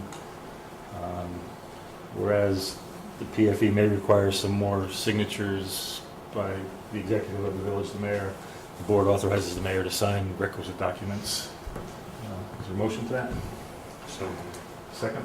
Second. All in favor? Aye. Thanks.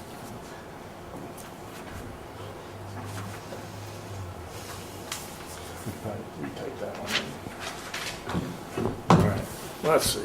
Good. Let me go back to our agenda. Everybody staying awake out there? Mr. Mayor, Yes, sir. at this point in time, I'm going to respectfully ask that I Be excuse myself at this point. Sure. Just for the record, Mr. Trapp suffered, I'm right here. he's got a surgically repaired left, or right, what leg are you moving on? Left foot? You want to show your cart? Take a little tour out in the sun. This is my transportation at this point for these days. Trap, known as peg leg trap for the next. Just call me pins and plates. Thank you, Jay, for coming out. You sure you're okay? You don't need help? I will be All fine. right. I just need to put it up Oh, yeah, getting throbbing. big time. Thanks for coming out, man. Thank you. Good night, Jay. All right, geez, he snuck off just before he had to do his report, too. Let's see, we shouldn't have been so quick to let him go. Oh, yeah. All right.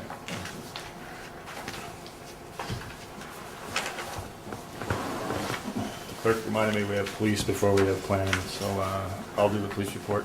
For the month of April 2014, we had 252 incidents, and that breaks down 167 in the village, 84 in the town, and 1 in Tivoli. As far as traffic tickets, there were 71 in the village. 5 of them were parking tickets, and in the town there were 39.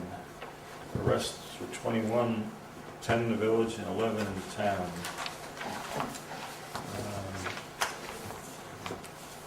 Just looking through the attachments. I know we did have them on the street, and we'll do a little bit in our regular business section. We have our 2-hour parking, and we're still getting asked by the merchants and different retail customers to keep the enforcement up on the 2-hour parking. And later on, we're going to address the 2-hour parking enforcement took us into the 11 p.m. winter parking situation a little bit. And I have some thoughts on that, but that's the police report.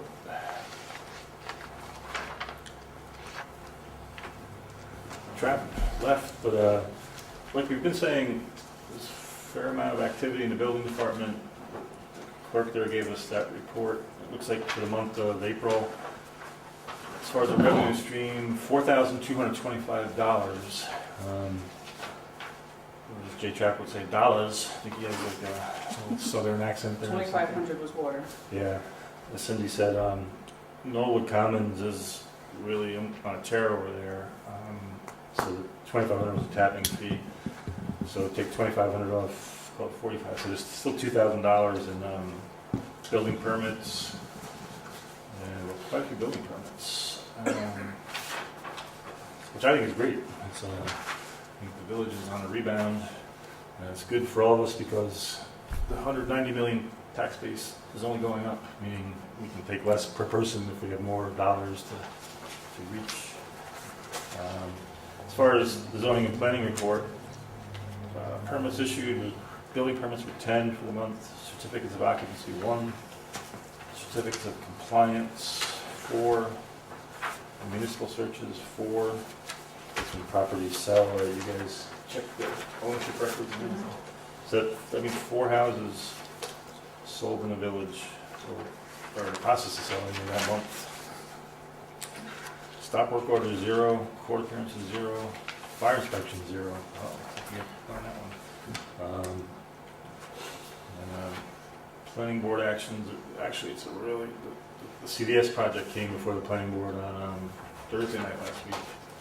And this looks like that Thursday would have been a May meeting, so this is the April history here.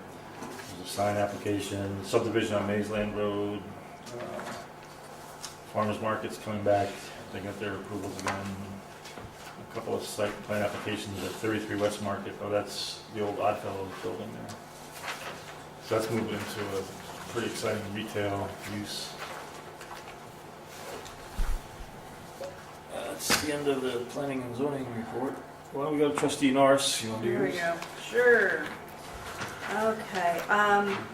Past events. The Big Read wrapped up last month. There were 35 events in 5 libraries over 5 weeks, which celebrated Marilyn Robinson's book Housekeeping. Had book discussions, art exhibits, children's programs, performance, and panels. Thank you to local sponsors Oblong, Upstate Films, Rhinebeck Performing Arts Center, and the Bard Fisher Center.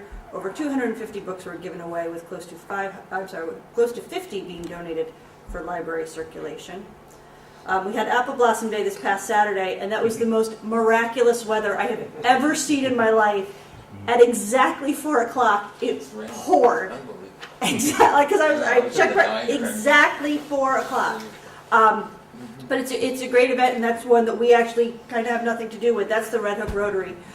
So congrats and thank you. That was a fabulous event. Well, Jen, I have to interrupt you. You should recharacterize it. We do have a lot in the background. We're the background, right? It It's happened without right. us, but Right, but it's really their bag.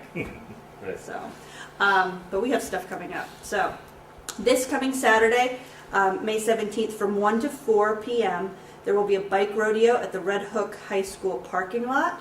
This is presented by the Red Hook Village Police Department, the Red Hook Village, and 5th grade Girl Scout Troop 10210. This is a Get Moving Journey project for the 5th grade Girl Scouts. They've worked very hard on this, and I'm not just saying that because that's my Girl Scout troop. There will be helmet checks to make sure that your helmets are the perfect fit. If you don't have a helmet, they will provide one for you. We'll have your helmets donated. There's going to be free bike tune-ups. The Bard Bike Co-op will be there, checking out your bikes, pumping them up, making sure everything's working. We'll also have community volunteers on hand to make sure that your bike is ready for the road. Then there's going to be an obstacle course that the police are going to set up to test your biking skills. This event is free and open to all ages. So you get your bike all tuned up, you get your skills all tuned up, then the following day, on Sunday, May 18th, from 12:30 to 3 is the 5th annual Tour de Red Hook, which is at the Rec Park, and I think it will go through Bard again like last year, or not last year because it's been rained out the past 2 years. Oh, really? But I believe it goes through Bard and into Tivoli, and you can stop whenever you want. So I've never made it to Tivoli from the Rec Park, but you can go to Bard, and I've taken my daughter, and it's a very safe family event. And there's free ice cream at the end, so you can't beat that. So that is this weekend, and I believe that our mayor will be proclaiming something super special. Right, for the Girl Scout Day, we're going to ceremoniously rename Red Hook Green Hook for one day to help them celebrate their hard work and fixing up their bikes and riding bikes instead of having their parents drive them. That's right. And then we have the Memorial Day Parade Monday, May 26th. That's presented by the VFW, and I believe the time is 10 o'clock? Posters inside. Okay. The library, both of them spoke to you. Just a reminder that along with the school budget vote on May 20th, both libraries have propositions on the budget, and we are able to vote for both libraries. You can absolutely, in my opinion, you should vote for both libraries because both are in the town here. Then moving on to materials management, for the month of April, we sold $3,310 in tags, paid out $1,170. I'm getting tired here. $1,170.87. We had 10.55 tons of garbage and 6.32 tons of single-stream recycling. Just as a reminder, we're in like the last 2 weeks of our spring cleaning tag sale. If you buy 10 tags of blue or red, you get one free. That's only at the Village Hall, however, and that is through the end of May. So I have to make sure I come in and get more. That's all I have. Thank you. Let's see, we had Steve talk about water just to segue the earlier discussion. Anything new on facilities? I know we were talking about the cloud computing, the cloud backup. As far as I know, has that moved forward? Or Yes, it's all moved forward. Good. The email is completed, cloud backup is completed. What that means, it's our data safety and security system. It's the way we protect our data offsite, and we're state of the art. We're up in the cloud for what, $12 a month or $6? What was the rate? Yeah, It's like unbelievably inexpensive and secure and good deal. I know we've, just on facilities, it's while they're related, we mentioned the village shared in that municity grant. And Steve, they're looking at, remember how they'll be tablet-based where the building inspector can go out with a tablet now? And they have to be Android-based, and we quoted a few things, and it's part of the grant, but like for $300 or $400, Sam will get a tablet. And so just so Android? Android-based, and they're recommending Samsung type product. Okay. It's, we're free to pick what we want, but if you and Rick or Sam want to talk, you know, it's, Yeah. it's Sam didn't mention it. yeah. I'll get with, Yeah. I'll get with Rick. Okay. And let's see, Mr. Trustee, Mr. Deputy Mayor, Walchuk, are you ready to go? I'm ready. Start with the Village Green Committee's monthly report. Village Green Committee's related budget accounts are as follows. Looks like we're going to view the surplus this year. Community beautification, we have $2,096.30. Shade tree contractual, $4,280. And the Village Green checking account, $3,260.41. There were no Village Green Committee meetings held during the month of April. And on Saturday, April 26th, the village celebrated National Arbor Day celebrations. A little ceremony at Richard Abraham's Memorial Park. I read the Arbor Day proclamation.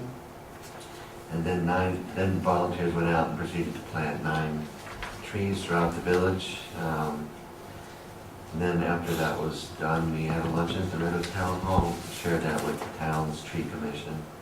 And I just wanted special thanks to the volunteers who helped plant the trees and prepare the lunch, and also to Michelle Decker for volunteering her time to dig and prepare the sites for the new tree plantings, and also to the Village Highway Department for delivering the trees and the mulch to the sites. We did all 9 trees in about 45 minutes, so it went quickly.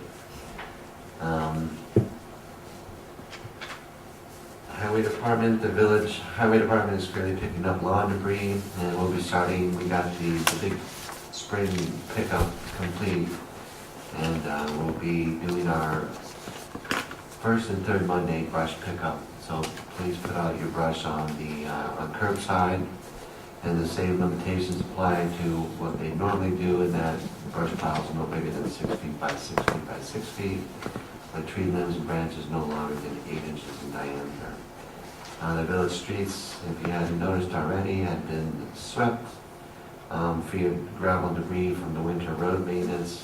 This work was performed by Community Custom Services right before Apple Blossom Day. And the cost of these services was $3,990, and this will be deducted from this current fiscal year's general fund balance of account number 5110.42. And during April, no scrap metal was sold. Total revenue looks like closing out the year, this fiscal year, we raised $4,566.28, which is $2,500 greater than we anticipated. Since inception of the scrap metal recycling program back in 2007, $16,456.17 has been generated.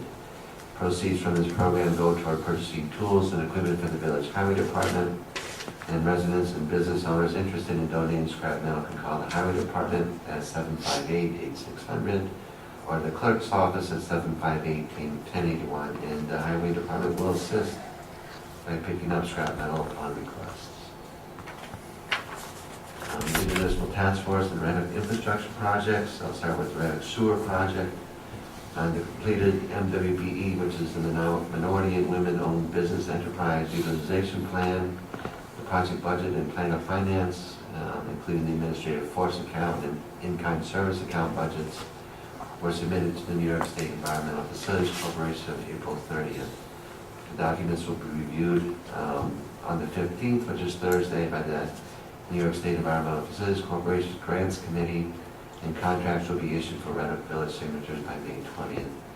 We were given the verbal okay to go forward and start this project, which will involve a water quality test, both surface bodies and subsurface bodies, with test wells and an engineering report to be submitted to the EFC replacement or scoring replacement on the intended use plan. We're hoping to get that in before the deadline in August, so we can make this year's list. And just real quickly, I did attend a meeting at the Culinary Institute last Thursday, and the EFC has financed, there's every project in the IUP. So when we scored originally for the sewer, we had a score of 34, I believe was and they were scoring projects with a score of 60 and above. This year they were able to fund every project down to a point to tens. So that was, and this year they're looking to score every one except for one project which had to score 1. So they have the money in there for that. And the reason is that they are projects like our former project that didn't go forward, so they have a lot of extra. So they're very interested in spending the money. So it looks like our chances could be good, but it's the type of financing that we're looking for. So grants are one thing, grants is what we're looking for, loans are something else. So this grant that I was talking about was a $37,500 grant. Actually, that's the project cost, $30,000 from the grant and $7,500 of in-kind services will be used for this project. A lot of Red Hook water projects, so we've discussed already. Phase 1 water project, New York State DOH, Department of Health approved the mandated provision for additional security at the village well fields on April 30th, and the USDA confirmed the requirement and approved the request change order for the Red Hook water project. The additional cost for this change order will be taken from the contingency account of funding package of phase 1. And as Ed had mentioned, there'll be a meeting that's scheduled for May 15th, Thursday, with USDA. Phase 2, which Ed also talked about, I think he talked about it, we already passed that. Another water project we have right now is the 2013 Community Development Block Grant. This original grant of $150,000 was awarded to the village to bring back online abandoned wells number 5 and 6 on the east side of the village. It was determined that because of the high level of manganese and iron in there, especially the iron, the treatment and the ongoing maintenance of that would be cost prohibitive. So we've kind of been having some discussions with Dutchess County Planning and asking them to reconsider changing the scope of work, and I think we'll know by tomorrow, Wednesday. 2 days.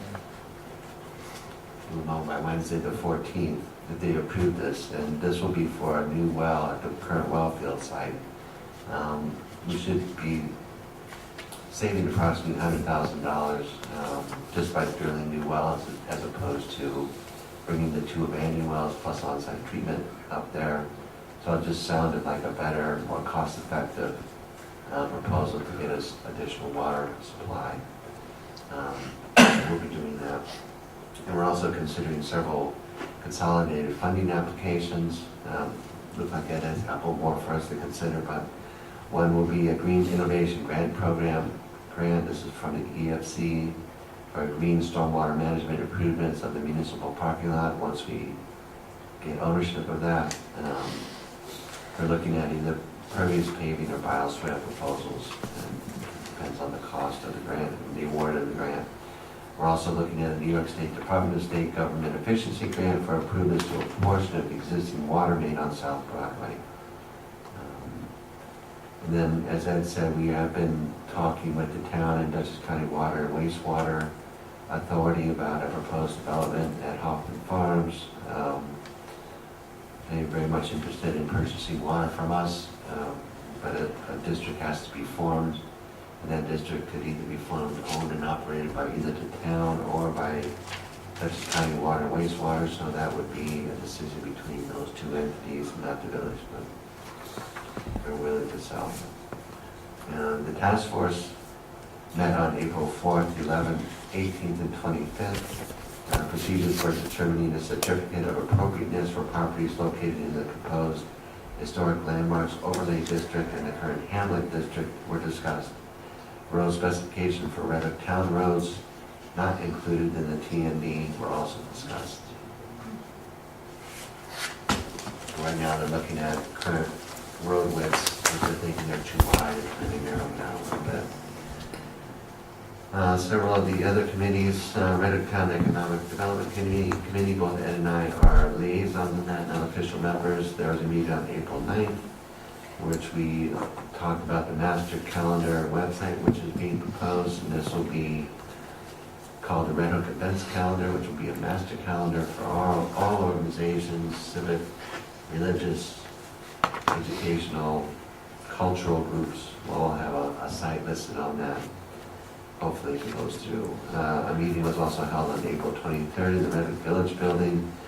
And Dutchess County Legislator Mickey Strawinski hosted Dutchess County Deputy Commissioner of Strategic Planning and Economic Development, Ron Hicks, and he spoke about the 4 R's. Future for Dutchess County, which are reform, retain, reinvest, and recruit.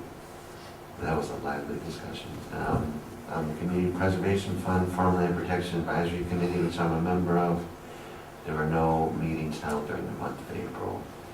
Also a member of the Red Hook Town Zoning Review Committee. There was a joint Zoning Review Committee and Town Ag Open Space Committee held on April 10th. And we discussed the definitions of agricultural fence and spike fence and required uses and permitting of agricultural fences in the town's ag business district. The Town of Red Hook and Village of Red Hook and Tivoli Shared Services Committee, we're currently, as you know, looking into working on a grant award. $79,000 was awarded to the town to study shared services between our 3 municipal highway departments. We had a meeting on April 15th where we discussed the project status and the updates. We're in the process now of collecting data, interviewing highway departments and the DPW department superintendents, and committee inputs were discussed as well. And these include financial resources, human resources, equipment and facilities, and materials inventory and consumption rate. And the next meeting is scheduled for May 21st. And there is a website so people can check what's happening about this committee, and it's redhook.roundoutconsulting.com. So there's a live website that gives you all the minutes of the meetings, and you'll be able to see what's going on. And a couple more pages, I guess. Read it together. We had a meeting in April, and Bard College Center for Civic Engagement, the Bard branches, Red Hook Area Chamber of Commerce, Red Hook Community Arts Network, the Village. Red Hook was represented and each discussed what they're currently doing. There's more information on their respective websites, and also being matter of record once this is put in. The Red Hook Children's Learning Library, again, the grand opening on Monday. We did have a cleanup Saturday, May 3rd to do that. And then the 6th annual Red Hook Spring Cleanup. Jen Norris, Ed, and myself all participated in that. We basically picked up garbage throughout the village. I like how you say materials were managed. Materials were managed. We yes. managed He's that. being playful when he did this one. Basically picked up garbage from this. A lot of cigarette butts. That's what I You think. picked up cigarettes? A lot. We had some bottles, a couple of cases. Anyway, and that's all I have. Thanks. On the screens, I put your thing you sent me today. You want to talk about that for a minute? I can start. Brent this year was a visiting lecturer at Bard College. As everybody knows, he's an architect, and he taught a course on sustainable local communities, and he can be more specific. But one of his students on Apple Blossom Day wanted to do a public art exhibit, so we gave him permission to do something, and he sent a photo today to Brent. I think he studied it, with photos every 5 minutes, so there's a lot of pictures. Get a click about every 5 minutes, and so basically what this was an interactive public art piece, and the course is called Sustainable Development in Red Hook and Beyond, and we're following the Mid-Hudson Regional Sustainability Plan and talking about water, wastewater, stormwater, materials management, land use preservation, cultural resource protection, smart growth initiatives, everything that we've done here in Red Hook. I mean, some of them we've done very well.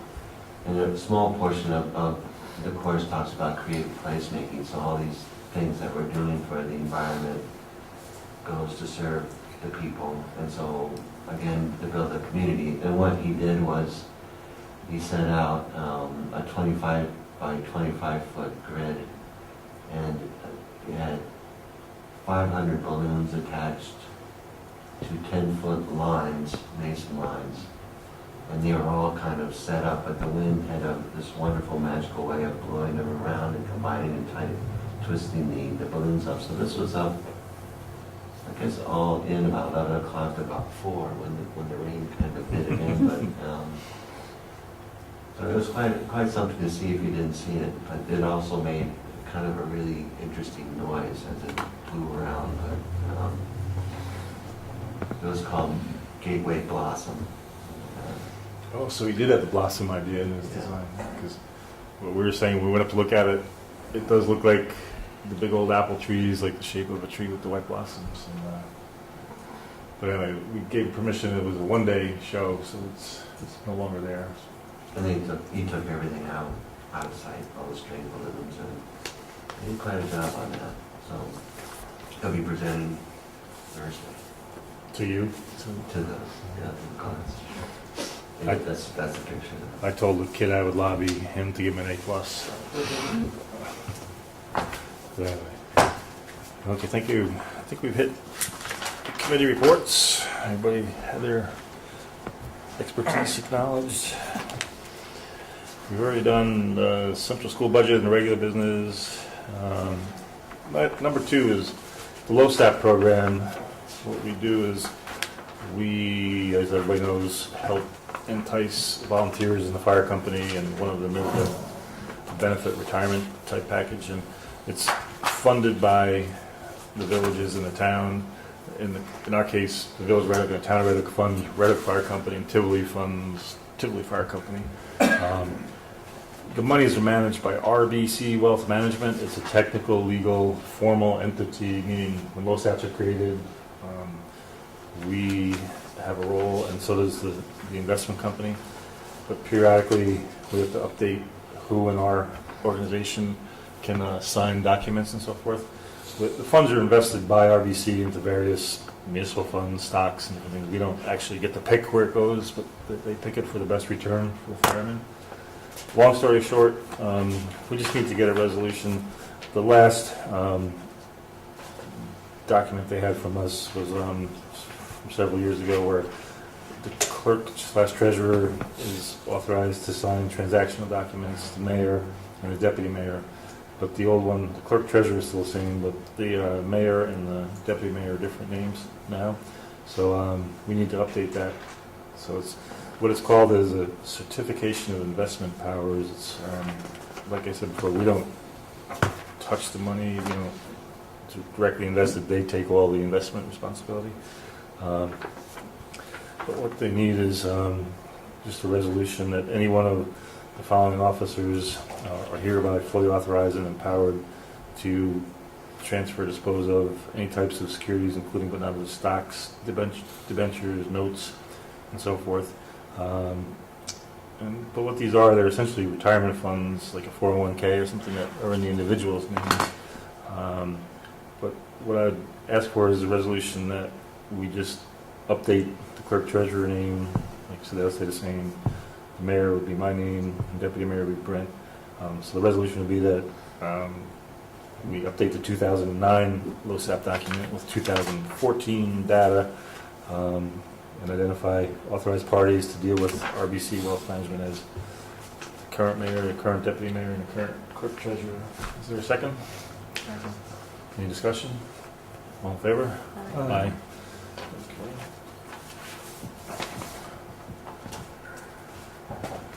Zoning code 216B2B.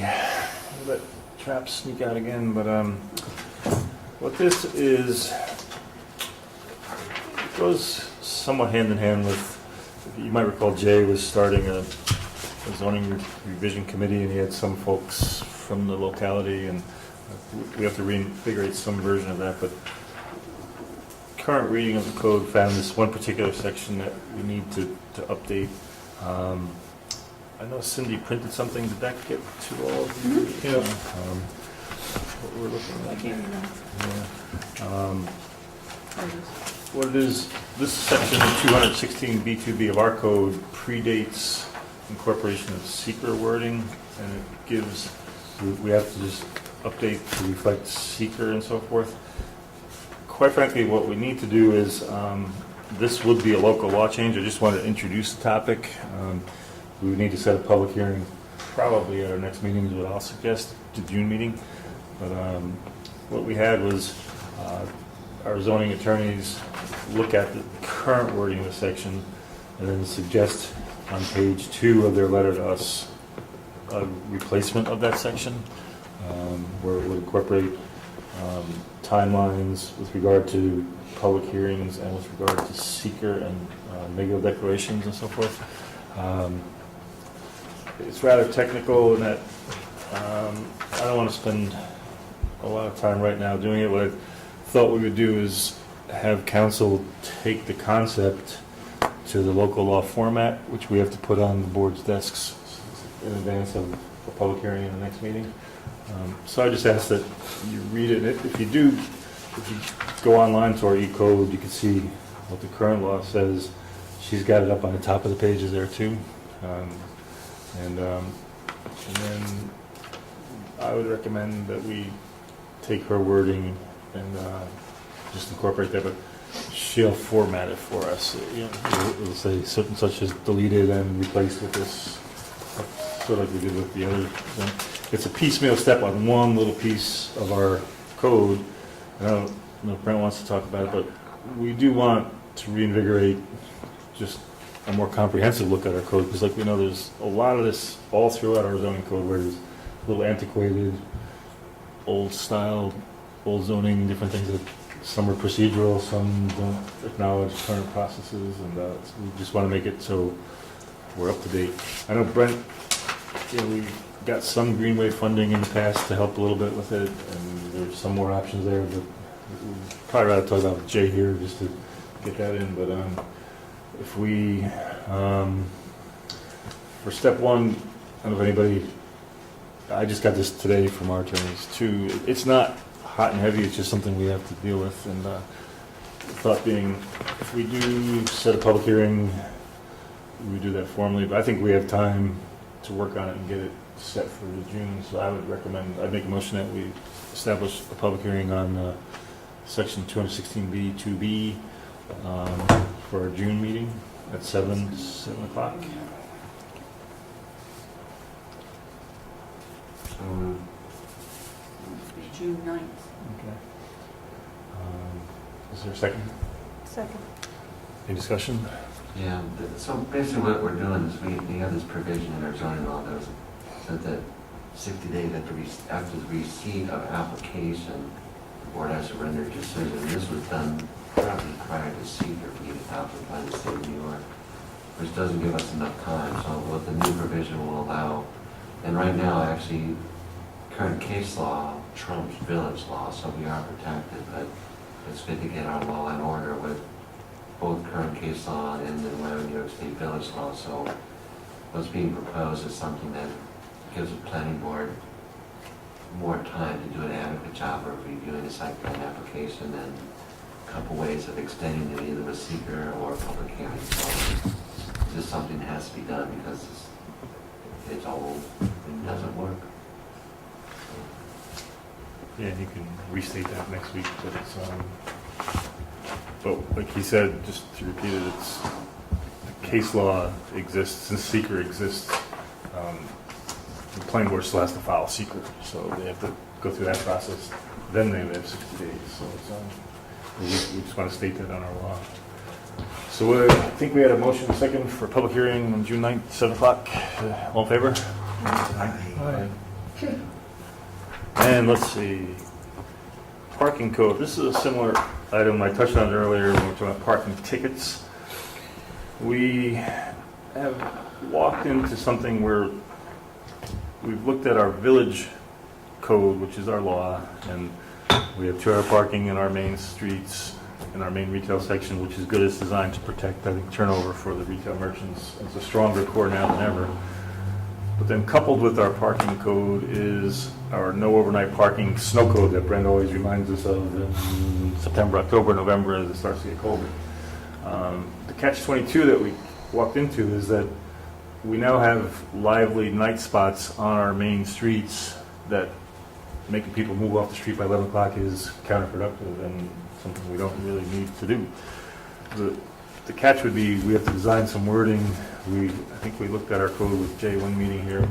Right now it reads there's no parking on any street within the village of Red Hook after 11 p.m. in the season of November through March 31st. So we need to recraft that, and we've had some various ideas. My thinking is something that we certainly want to protect our snow plowers from having to plow in and block or plow around on what I would call our streets, meaning streets and these are where it becomes definitional. Is it streets we maintain, own? Is it our right-of-ways?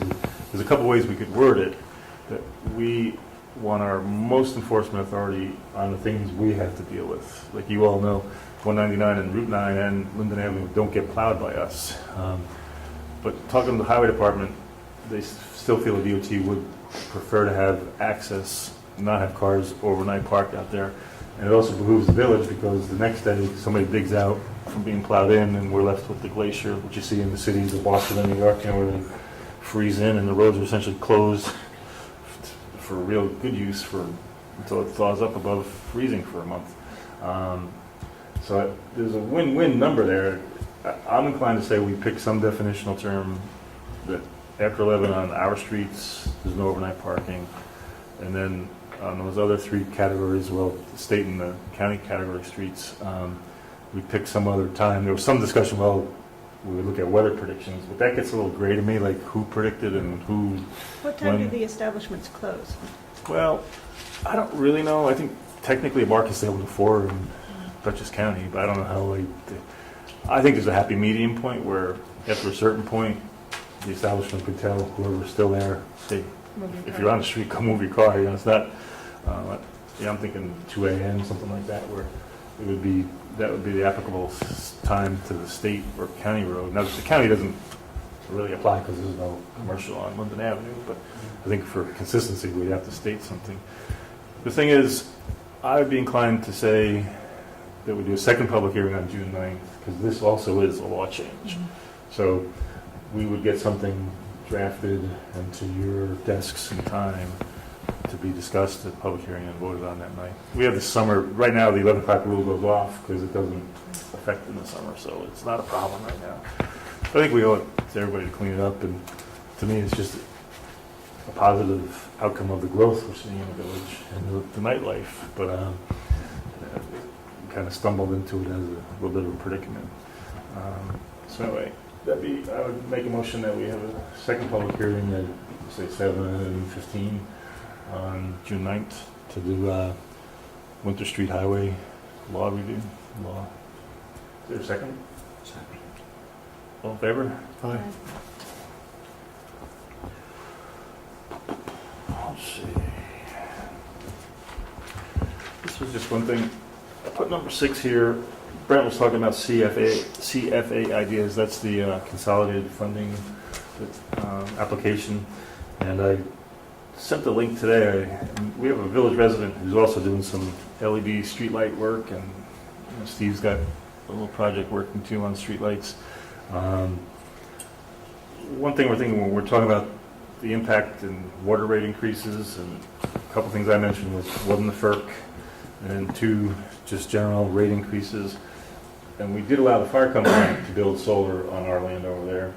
Can we find some funding to build solar? Now, it's our understanding that from an engineering standpoint, you can't get enough power off a solar array to start and run your pumps, but we could do some net metering where we're farming the solar off over there. And I think it'd be twofold. One, to reduce our utility costs, and B, I think it'd be a nice project if we could get grants or something to help, like the fire company did, but put it to our benefit. Now we get indirect benefit from the solar. The fire company theoretically would have to charge us less because in the contractual relationship, because they're getting free or cheaper power. But, so just something to think of.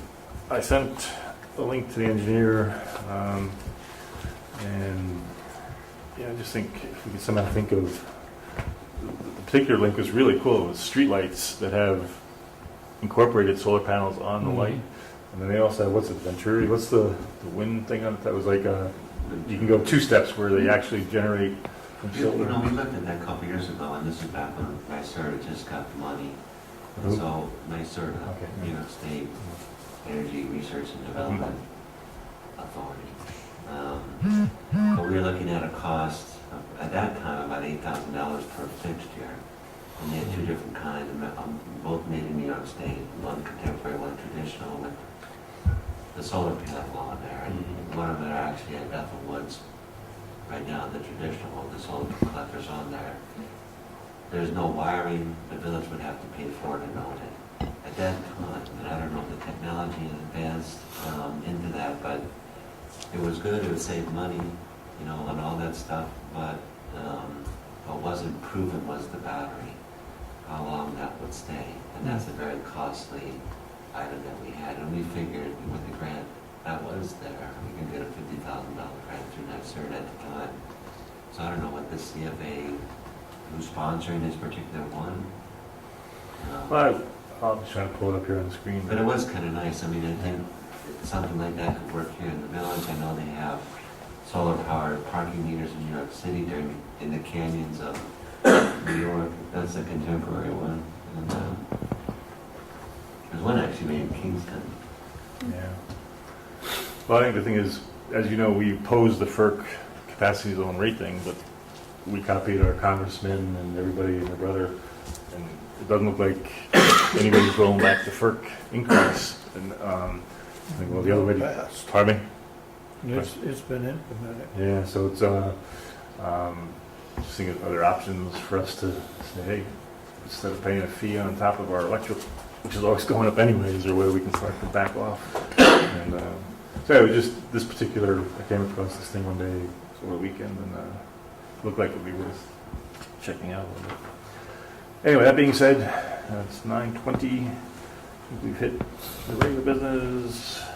Is there any other general business from the board? I'm sorry, in the spirit of the public meetings, we were just like, we don't know exactly all the requirements of different grants we might be applying for, but chances are one of them or 2 of them may require a public hearing. So I don't know if you want to reserve time for that. Next month? Will they require seeker as well? It's possible. It could be type 2 action, but we have to go through it anyway. Well, you're right. If it's just a planning activity, that's a type 2 action. But it potentially, it could be a type 1, which you could, evaluate as a neg deck. But Parking lot work or whatever. yeah.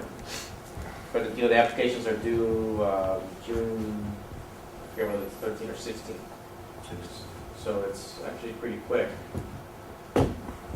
So what are you suggesting? So if you you were picking that June 9th date for those other public hearings, is that the first available date? Yeah. Yeah. So we should reserve a spot for CFA applications. You want to call it that? We have enough time to do it at the workshop. When's our workshop? Well, that's something we're No, if it's due the 16th, the workshop is until the 19th. No, I mean this month's workshop. This month's workshop is in 3 days. Well, that's the next thing I'll talk about, but We don't have enough time for public notice then. You're supposed to notice what 10 days. 10. I would say let's shoot it for June 9th. So So you take two resolutions then? Like just block out 15 minutes? We would have to know what they are when they advertise? Well, at the moment, you could just say CFA applications. I don't know if that's enough. A little bit Well, more. Well, we'll probably know in 3 or 4 days, in enough time to get it noticed properly. You put the GIGP and then right, that's the one. Right, I guess we had to decide whether you're going to do like solar streetlights or something like that, right? What we're talking about is we're going to apply for grants from New York State, and part of the requirements are that we notify the public about it. So it's what we're talking about is, like Brent reported, if we get this parking lot, some options on how to improve it and other things, and then if we did something with the solar world.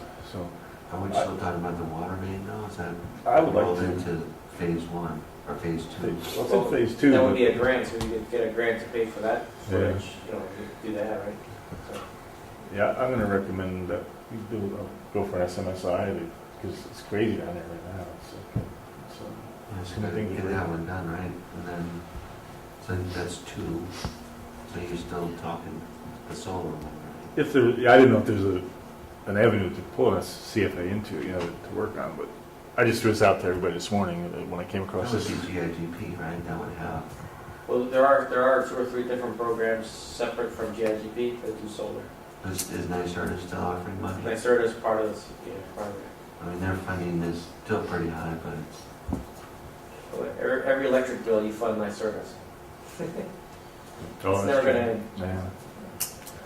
Well, so what we're saying is a third public hearing, and these are short, these are not gonna be monstrous. I see the clerk glazing here. Up to 4 public hearings. No, it's three. Oh, so just Yeah, it's just one for water? Yeah, we would call it a CFA Okay. public hearing, we'd have, we'll tune it up. We have to figure out what we're doing, and then we'll.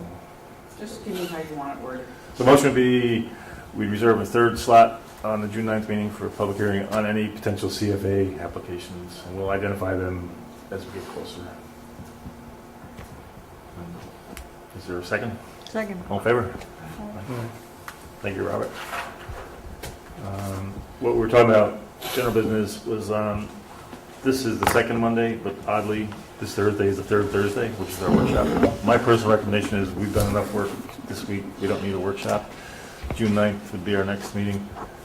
I would recommend we just forego the workshop in June. I think we've got the big. Forgo the workshop in I May. misspoke again. Forego the May workshop and then pick up the June 9th meeting and then do our workshop in June. You guys okay? Is there a second? No complaint here. Okay, do you, Steve? Yeah, this one. And just for the record, I've mentioned this before, I'm Right. not able to come to the June Right. 9th. And then, anything else from the board? Public comment, what's out there? Yeah, Ed, last month I asked you about the police budget Right. for $450,000, $500,000. Yeah. I talked to the sheriff's department, talked to a couple of people down there, and I was wondering why nobody set a meeting with them just to see what they've got to offer. We know what they got to offer, they got a lot to offer us. And like a public meeting and everything else, just like you did a couple of years ago, and just weigh it all out. Well, I would take the suggestion, but like you said, we did that, I would say 3 years ago we went down. And I'm talking about your public meeting that you had here with your police department. Now let them. Well, now, what I was saying is actually, we're both right, what we're saying. In that same time frame, we had the public sessions here in this building, but then I also traveled to DC Sheriff's Office and sat with admin and different folks in their office to look at some options at that point. At this point, it's still more amenable, more effective, more productive the way we've got it. Even though it's a big number, it's our PD and they do incredible things with the schools. They work for the town. They do offset some of that number, like we said at the last meeting. And long story short, we're not adverse to new options if there's better options, but at the same time, it's, how would I say it, it's having your own staff and your own employees is important, but then, like the shared highway concept, there are Well, that's what I'm saying. there are This will shared be- there's shared this will be options. similar to that. And If you. but we did a lot of legwork on it, and about 3 years ago. And Well, it's, I'd like to have it brought out to the public, and that, Yeah. you know, in a forum and that. Yeah. Well, I think what we'll look at is in a village, we do have dedicated 2 shifts a day right now. The sheriff doesn't work for free, so you'd have to buy time. And Tivoli buys time now. I think they spend 60 or 70 grand a year. I think Well, we've got a lot of people patrolling around there between the state and Yeah. the sheriff's. I guess, quite frankly, my personal opinion is we're always looking for the most cost-effective and the best management technique. Well, that's what I'm saying, most cost effective. But everything we've seen is it's not the most cost-effective because we know we pay our folks, and We know there's a varied fee structure in the sheriff's Well, department. It's, What I'm saying is, let's get it out in the open, let them come up, let them speak, well, and then let the public weigh in. I don't know how to answer you. I'm not interested. You know, it's like we're not looking to switch right now. You know, Well, I'm it's, looking to lower taxes, that's for sure. Whatever way we can do it. we could show numbers and push numbers, but you know, it's something where. And let's show them, Pardon me? let's have it, let's show them. I've been there and done that. It's you know, if you want to challenge the PD, you know, the village board is the employer, is the decision-making entity. Yeah, I think we sit and we look at it and we hear different aspects of policing and costs and so forth. In the end, I think the village is growing. We're not dying. We're moving forward. And how do we best protect ourselves and be able to afford it? You know, we look at that hard. And Yeah, we right got now so it's- much to offer us too. I don't quite see it. It's the sheriff's main function in my mind is to, you know, they're a civil office, they run a jail. Our guys know the village, they know the streets. A lot of small townships are going to this now, like Copac and that, they Yeah. gotta go to But I think they're retrograding, you know, whereas we're not. And but we can continue the discussion. All right. What Let's else? continue. Can you give the more information on the police report, because I wrote it down on the count you had there. Mhm. You had 71 B&T, Mhm. and then I had 5 parking in the village and 39 town. No, let me just find here myself. Come on. 5 parking tickets. That was rolled into the traffic. Yeah, I'll say it again for you. I think Okay. it's just a definitional thing. Yeah. There's 110 UTTs, and then of that, 71 were in the village, and then in parentheses, 5 of those 71 were parking tickets, Okay. and then the 39 are tickets in the town. So you had the 71 and 39, that should be 110, and it is, but of the 71, 5 were parking tickets. Okay. Were there any arrests on there? Yeah, arrests were 21.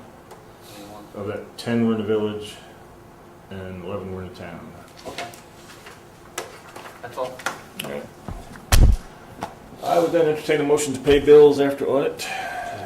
Second. All in favor? I'm done. You guys, anything Oh, yeah. else? Mr. Brett? I can make a motion that we adjourn this evening's meeting. I'd like to second that. All in favor? Aye. Good night, everybody.